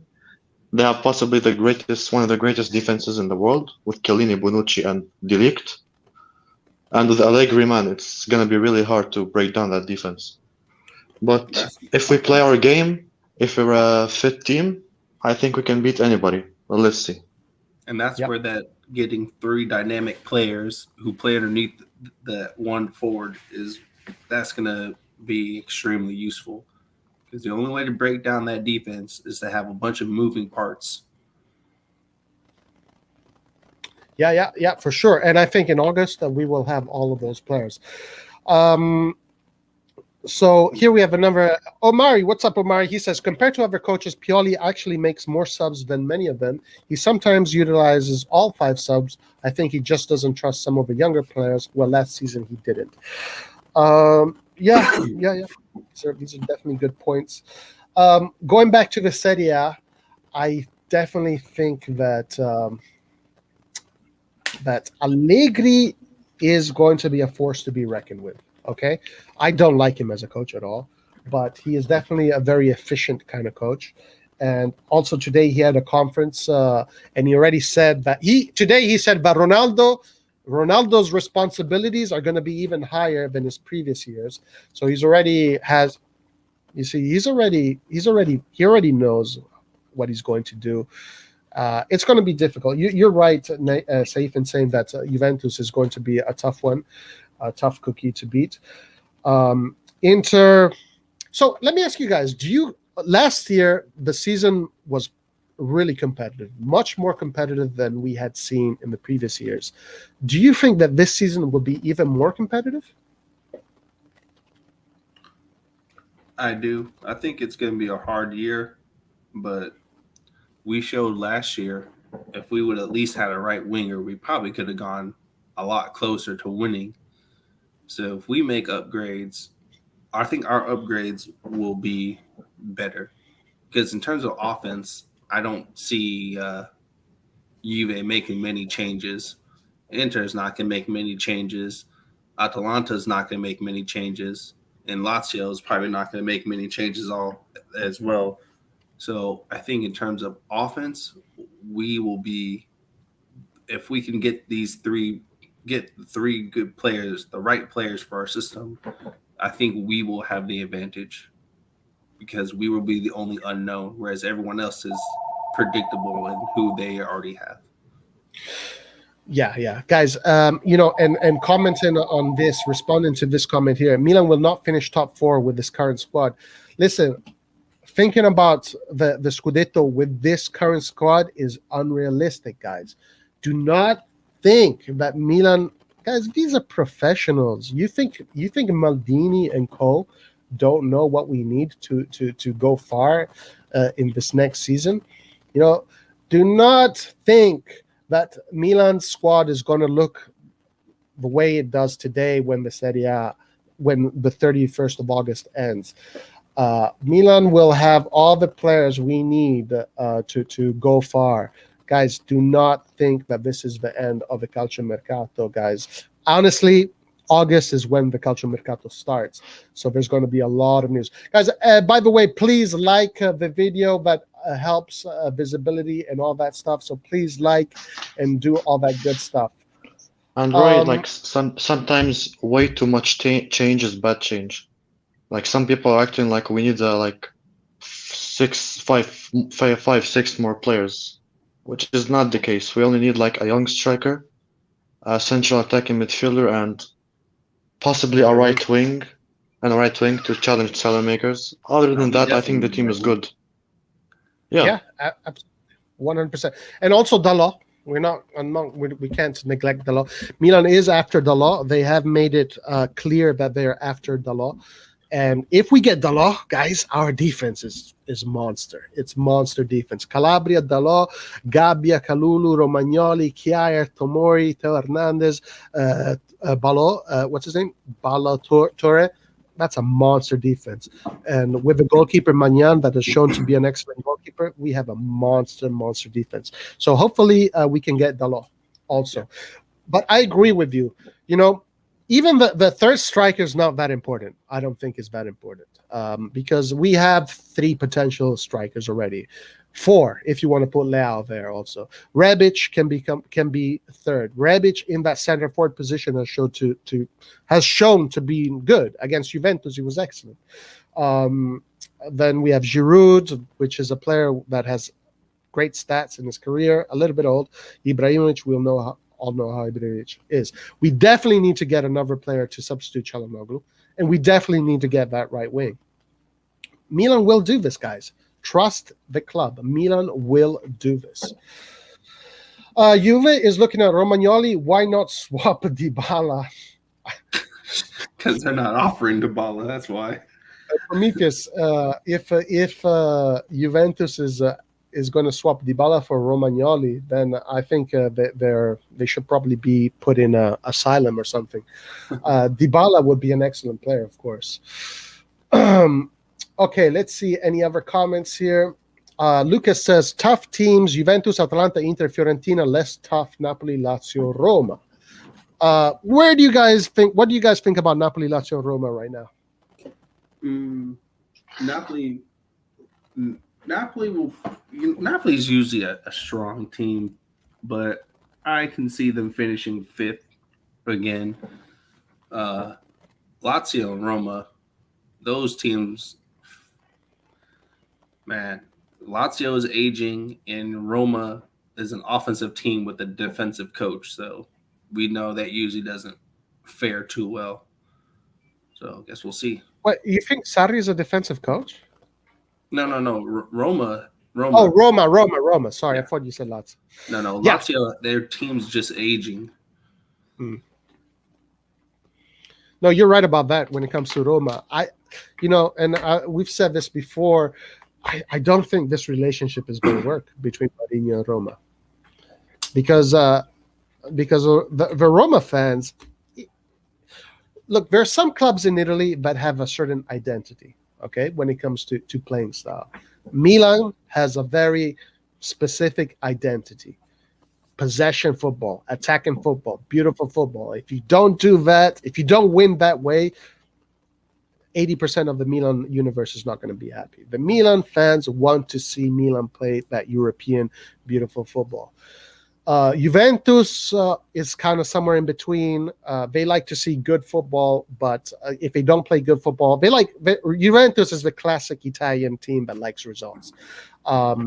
Inter is a team that they don't care. Inter is a team that they don't care whether it's offensive, defensive, so they don't care. But we do. The other team that does care, in my many years of following the Serie A, is Roma. Roma has always been a team that has been predisposed to play offensive football. They like to be entertained. This is the city of the Colosseum, where they like to be entertained in that city. Unfortunately, they've never been able to bring that to Europe, because in Europe they're the most embarrassing Italian team that has ever existed. But for me, this dichotomy of having a very defensive coach brought in a team that traditionally is very offensive, I don't know how long this is going to last. I don't think this relationship is going to last. I'm going to call it now. I think Mourinho is only going to last one season at Roma. Next season, he's already gone. Any comments about that, Saif? Yeah, true. And can we also add that Roma, other than 2 or 3 interesting players, I think that it's an average team. Like I see Roma's team, and I don't see that many exciting players. Like even players starting for them, Mancini, sometimes Bruno Perez, that midfield, Villar, I think that Spanish one. Dzeko is aging. Spinazzola is gonna come back from an injury. I also don't think they made many reinforcements this summer. So, man, I even think that Mourinho could last half a season.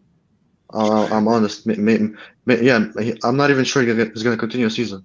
If you don't give him a world-class team that is ready, he always does terribly. And Lazio, like Nathan said perfectly, it's a team that is aging. They're going to lose Luis Alberto. Immobile, a season does well, a season doesn't do very well. So I don't know how it is with him. Their defense is not that good anymore. I think in terms of top 4, I think it's going to be the easiest season in terms of top 4, which is Milan, Inter, Atalanta, and Juventus. I don't think any other team is going to challenge that, to be honest. Which makes me happy. I don't want any team to challenge that. Yeah, I agree. Guys, we have Gensio Demeyer that does not agree. He says Jose Mourinho is a defensive coach. Is not true. Watch his Real team and Inter. Guys, Inter. His Real Madrid team got destroyed. And Inter playing defensive football. So I'm not sure what you're talking about, Gentile. I mean, remember Eto'o? Eto'o was used as a left back, pretty much. I mean, that's what they were saying in Italy, that he was, and that's one of the reasons why he did so. Eto'o, man, what a player! Eto'o, a player that sacrificed himself for a team. No, Jose Mourinho is Jose Mourinho is perfect for Italian football. Italy is his home when it comes to football.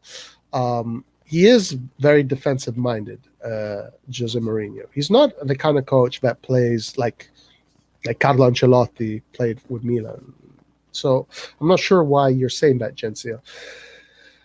Eastbourne, everyone is sleeping on Roma. Let's see what Mourinho can do.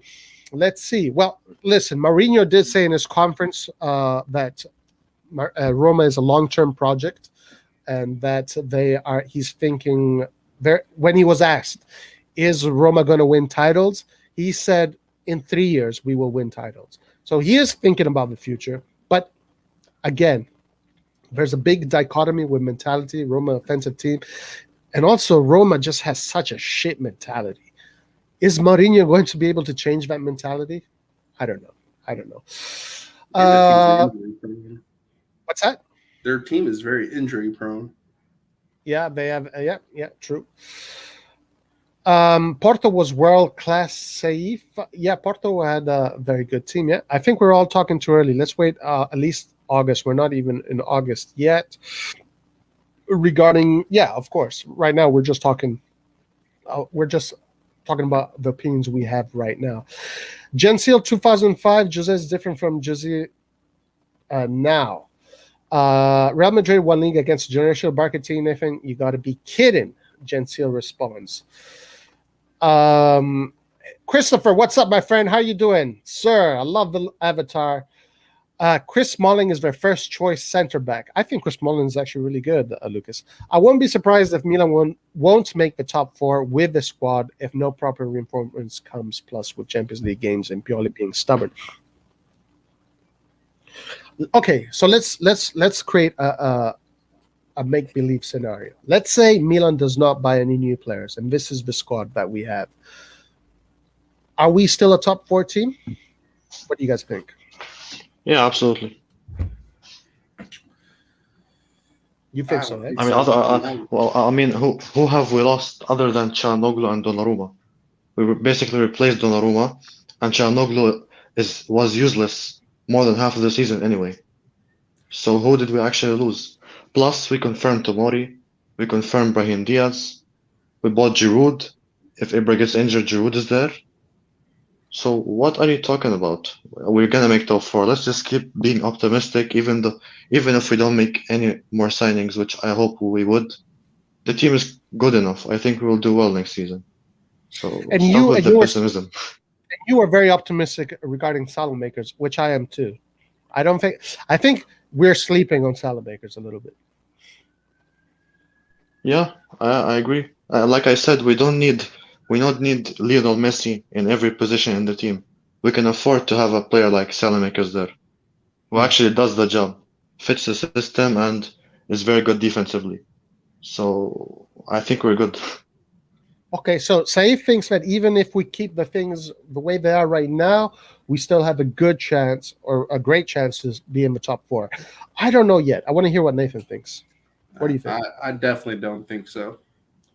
Man, and the reason why I say that is because teams were starting to figure Milan out, and our goals dried up the second half of the season. Yes, Zlatan was injured, but we can't rely on Rebic and Leao. And we say you guys are happy with Salamakers, but Salamakers wasn't doing the job. He was not. He had maybe one goal, and his assists were horrible. A person who's doing the job should have way more contribution than that. Otherwise, we should just change our whole formation. Sorry about that, guys. My internet went off. Sorry. Hey, I don't want to piss anybody off. I really wanted to hear what you had to say, Nathan. Can you repeat it because I missed it? Yeah, I was saying that I don't think so because if you remember last year, our goals dried up and we struggled to score goals. And that's even when Zlatan was back. We were struggling to score goals. And part of that is because teams found us out. And when a team finds you out, that's the worst thing possible. And we already know that we cannot rely on Rebic and Leao, especially Rebic, who doesn't even show up the first half of the season. And then we already know how Leao is. And then, you guys are saying that we're sleeping on Salamakers, but Salamakers doesn't get the job. He might do the job defensively, but offensively, he has no contribution whatsoever. So if we don't get an upgrade to that right wing, someone who can, our right side combined didn't even have 4 goals. That's not contribution. That's negative. That's negative contribution for me. And the same thing with assists. Him and Salamakers had no goals and no assists, basically. 1 to 2 goals, I count that as nothing.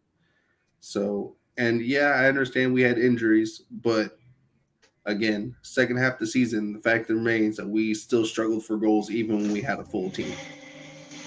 And if that wasn't the case, we wouldn't have lost our 11-point gap on second place. So we weren't injured the entire time, and we still couldn't score goals to the very end when we finally started to change things up. So no, I completely disagree. If we do not fix the right wing, especially the right wing, the left wing you can hold off on because the Rebic and Theo combination is still pretty much unstoppable. But that right wing, hell no. No way. If we don't get nothing from that right wing, it's gonna be a disaster. Okay, yeah, fair points from both of you guys. Well, okay, so straight away I'm going to say something that everybody's going to hate me for, but I don't give a shit. I think Çalhanoğlu offered a lot to the team. I mean, 9 assists and I don't know how many goals.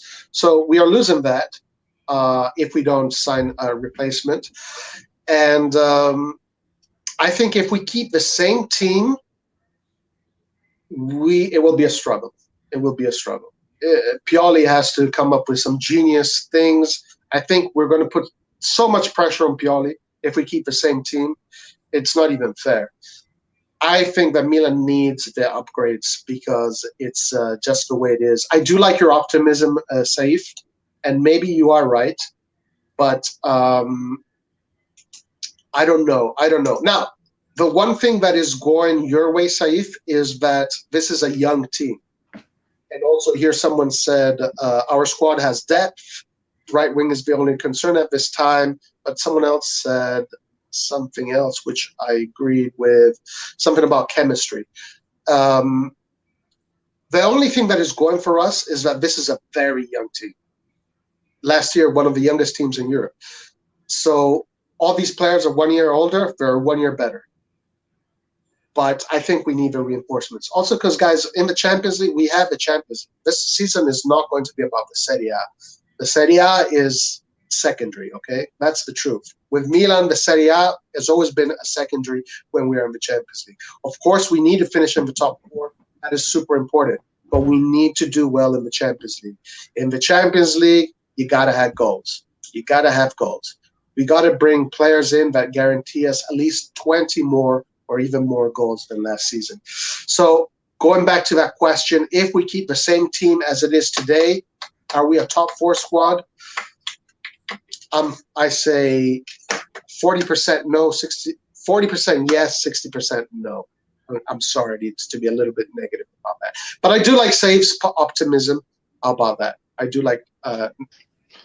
It mostly comes because of the competition in Serie A. It's terrible. Like other than the top 6 or top 7, the rest of the league is simply not good enough. Can we agree on that? And the only teams that could pressure the top 4 are Lazio and Roma, which are also not good enough, and they lost a step back in this summer transfer window. That's what gives me the optimism.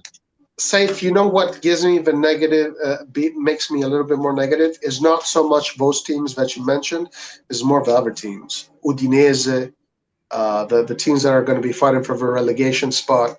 Those teams have always been Milan's Achilles tendon. And in order to beat those teams, because let's look at Juve, how they won 9 years in a row. Juve has won 9 years in a row because every time they play against these teams that are in the bottom side of the table, they win. While Milan will beat Roma, will beat Inter, they will beat the top side of the table, but Milan struggles against the bottom side of the table.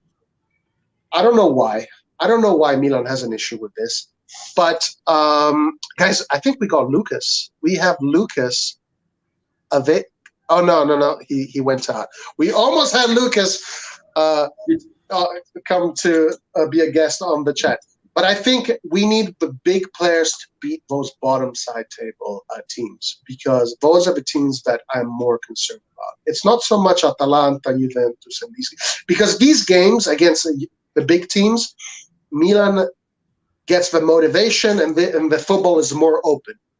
So I agree with you there. I am optimistic. But when these teams come to Milan, to San Siro and close down, and they play a very tactical game, I'm concerned. That's my concern, Saif.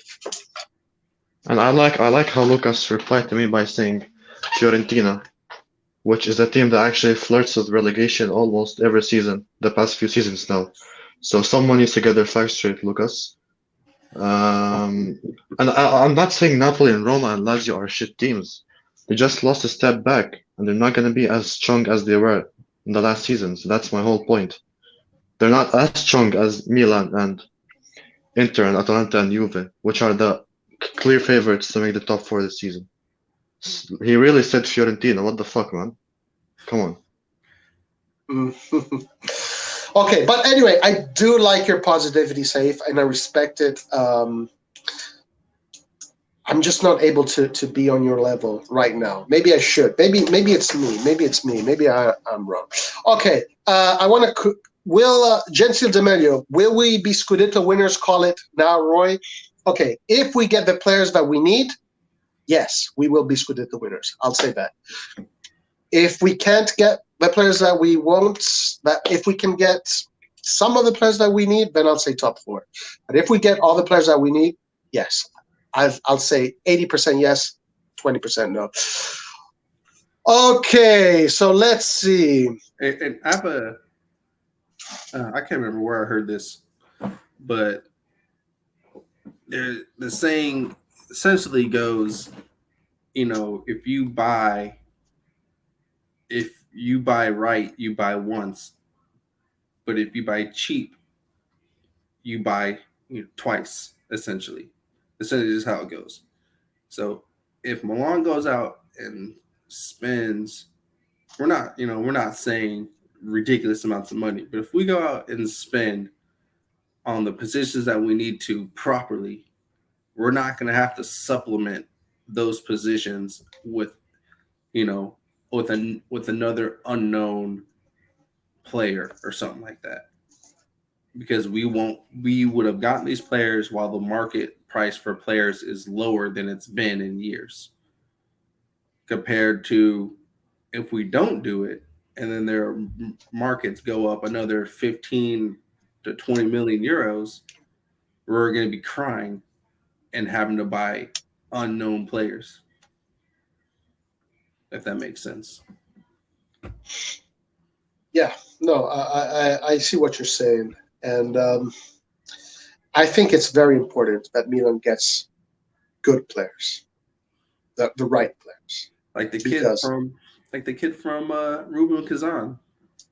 There's no reason why we should wait to get him. Yeah. And it's, I want Brandt, people want Vlasic, but the fact is we need one of them. So why are we waiting to get at least one of them now? Like, I understand that the players that we are wanting is probably going to cost like close to like another 60, 70 million. But all that money comes back through shirt sales and going far in the Champions League and things like that. We won't have another chance to get these players again for the same price. And then we're just going to be in the same position saying, well, why the heck didn't we do this last year? Like, just spend it now. Like, whoop-de-doo, we might be a little in debt. Okay, who cares? We'll literally get that money back before the year is done. I agree with you. And this kid from Ruben Kazan, I would take the risk for him. And I see also Prometheus says, I'm a fan of the Georgian kid already. This kid here is something special. I would definitely take a risk on him. And yes, I think this is a player that we buy him right now. He's not that expensive. He's what, under 20 million. Yeah. The guy wants to go to another club. This is the kind of player Milan needs to splash the cash and take a risk on. Guys, listen, we are closing the live soon. So Hillary, Mr. Carletto, I know you just joined us, but the live is going to be, we can't go any too longer. But anyway, Carletto is here. What's up, Carletto? How you doing, sir?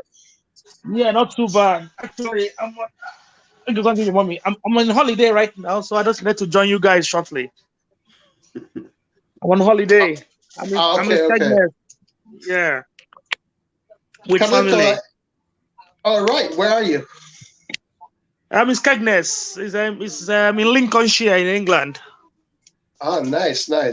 What's the weather like there right now? Say that again. What's the weather there right now? What is it looking like? It's more of a beach. Close the door. It's more of a beach. Where they have aquarium. It's a fun fair for kids and everything. So I just, and the kids are on holiday, so we decided to have a 1 week break. Nice. All right, cool, good, nice, good for you, my man.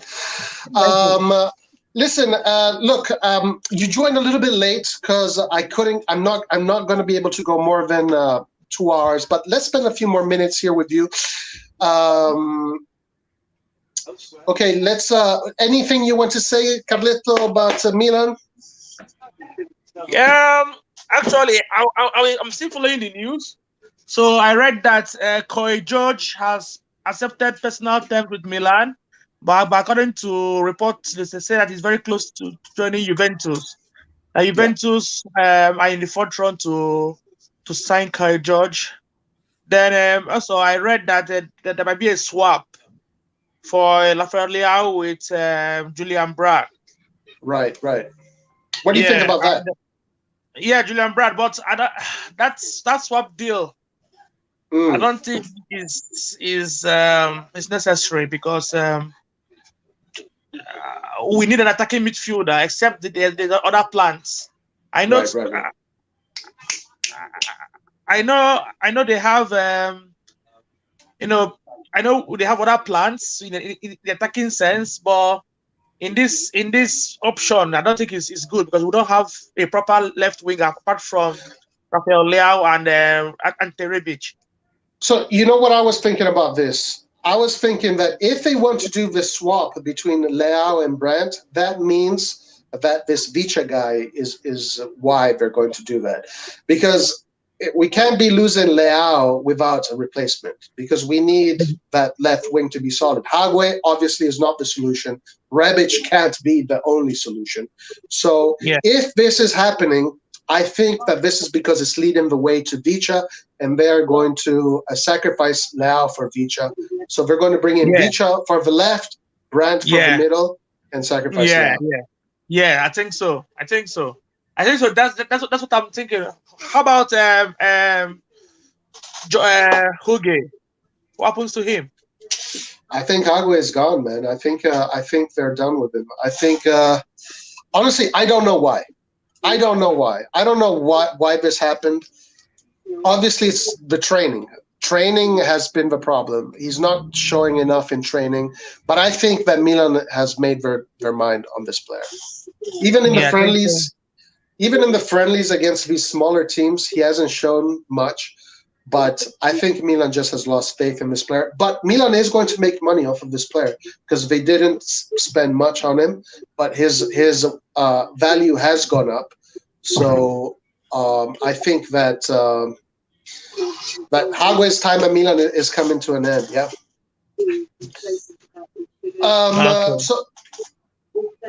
And Christopher says, I think management is waiting for the sale of the French players to raise money to make purchases or loans.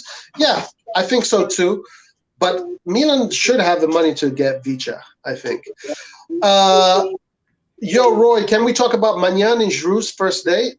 I don't have anything to say about the first date. Do you guys have anything to say about it?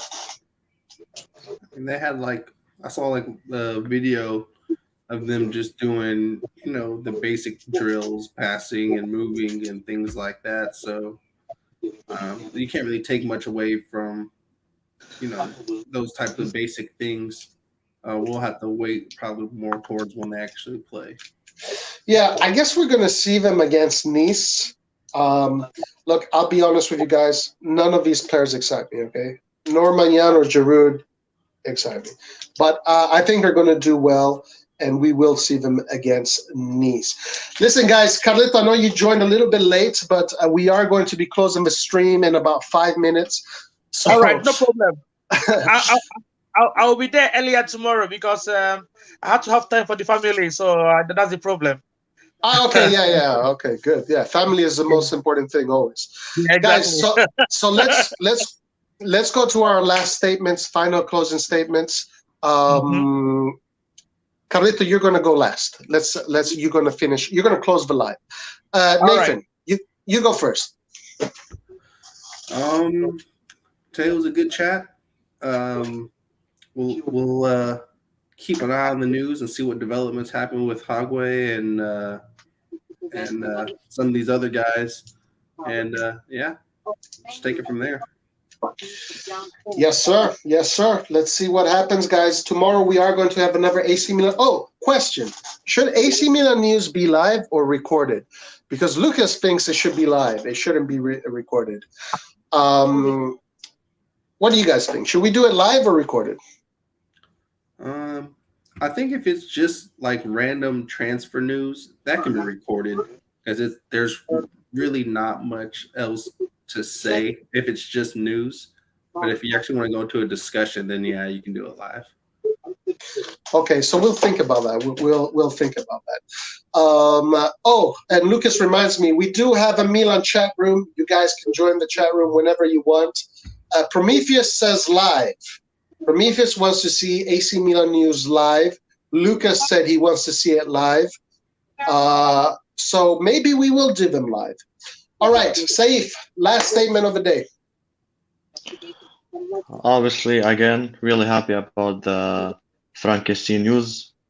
Really gives me optimism about the new season with this new deal.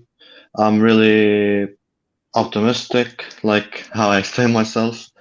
And I have faith in the management. I often criticize them, but till now they made a great job. And players, Tomori and Diaz and all of them. And also, one last thing, I hope the whole world doesn't see the words of the Curva Sud and their actions towards some players and think that's the majority of the Milan fans.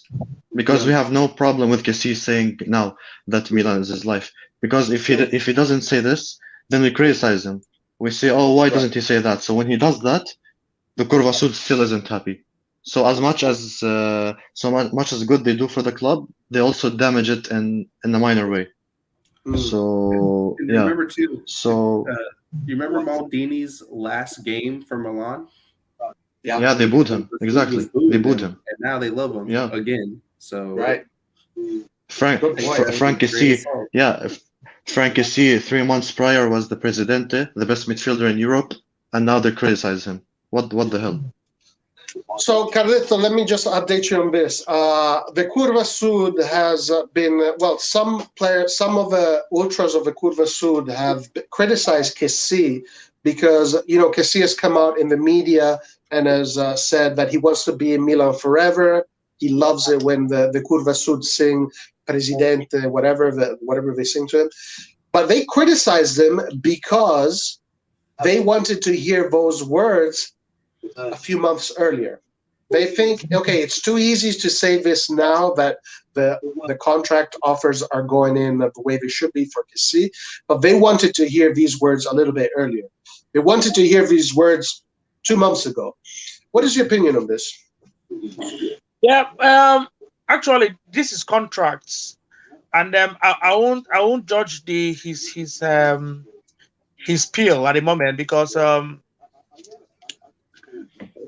him, Donnarumma and Çalhanoğlu, they have expiring contract. His own is next year, so he has a decision to make to renew, and for him to say that he devotes his time, his life for Milan when he's on Olympics assignments is something that this Curva Sud and we the fans need to appreciate.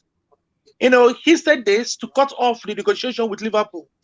Liverpool offered him 7 million a year, but he turned them down because he wants Milan. That's a great point. We are Milan. We are Milan fans, so we can't push this thing. This is his life. He has assured us that we'll see him next year. That there's no problem with the negotiation. That he wants to remain in Milan. This statement was never made with Çalhanoğlu or Donnarumma. Yeah. But he said it just to make us to calm our nerves. So I don't see anything offensive in him. We should calm down and listen to him because he's a Milan player and he loves Milan. Such kind of statements are being appreciated. I 100% agree with what you said, especially with that Liverpool thing. It does cut off Liverpool out of the picture. Yes. It cuts off any other team that wants to come after him. So I like what you just said. That is an excellent point. So I think we're all in agreement here that we all like what Kessie said. It is strange that the ultras of the Curva Sud aren't that happy. Well, okay, guys. So basically, it is a certain YouTube people that are part of the Curva Sud that have been saying these things. Those guys, you know, they want all players to say that all the time. But I do like that angle. You know, he said it to cut off Liverpool, cut off all these other teams. Say if you were saying. Yeah, just finishing. Like I find it weird. I'm not questioning that they're Milan fans, but why the hell are they trying to find negativity in a team that's only in a team that's going upward? Player literally saying, "I'm gonna stay here forever," and likes the fact that we call him president, and they're still saying, "Oh, we should have said that earlier." You're fucking like they're lying to themselves because if he didn't say those things, they'll be like, "Why doesn't he say that?" So they're never gonna be happy. They're never gonna be happy. So I don't care what they say. They don't represent the majority of the Milan fans in the world or even in Italy. So yeah, let them just speak bullshit. And if anything, they should be the Curva Sud should be knocking on the doors of the owners, telling them to give some more money to get some signings. Right. That's what they need to be talking about. Like they need to be asking them about transparency. Like, where's all the money going? Like we know about like the basic, you know, like things that the money goes to, like, you know, some of the debt and the wages and stuff.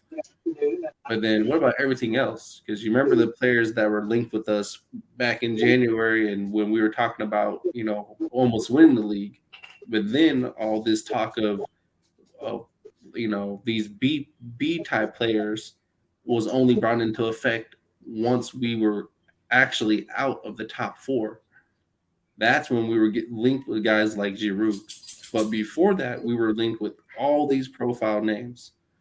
So where is all the money going? Yeah.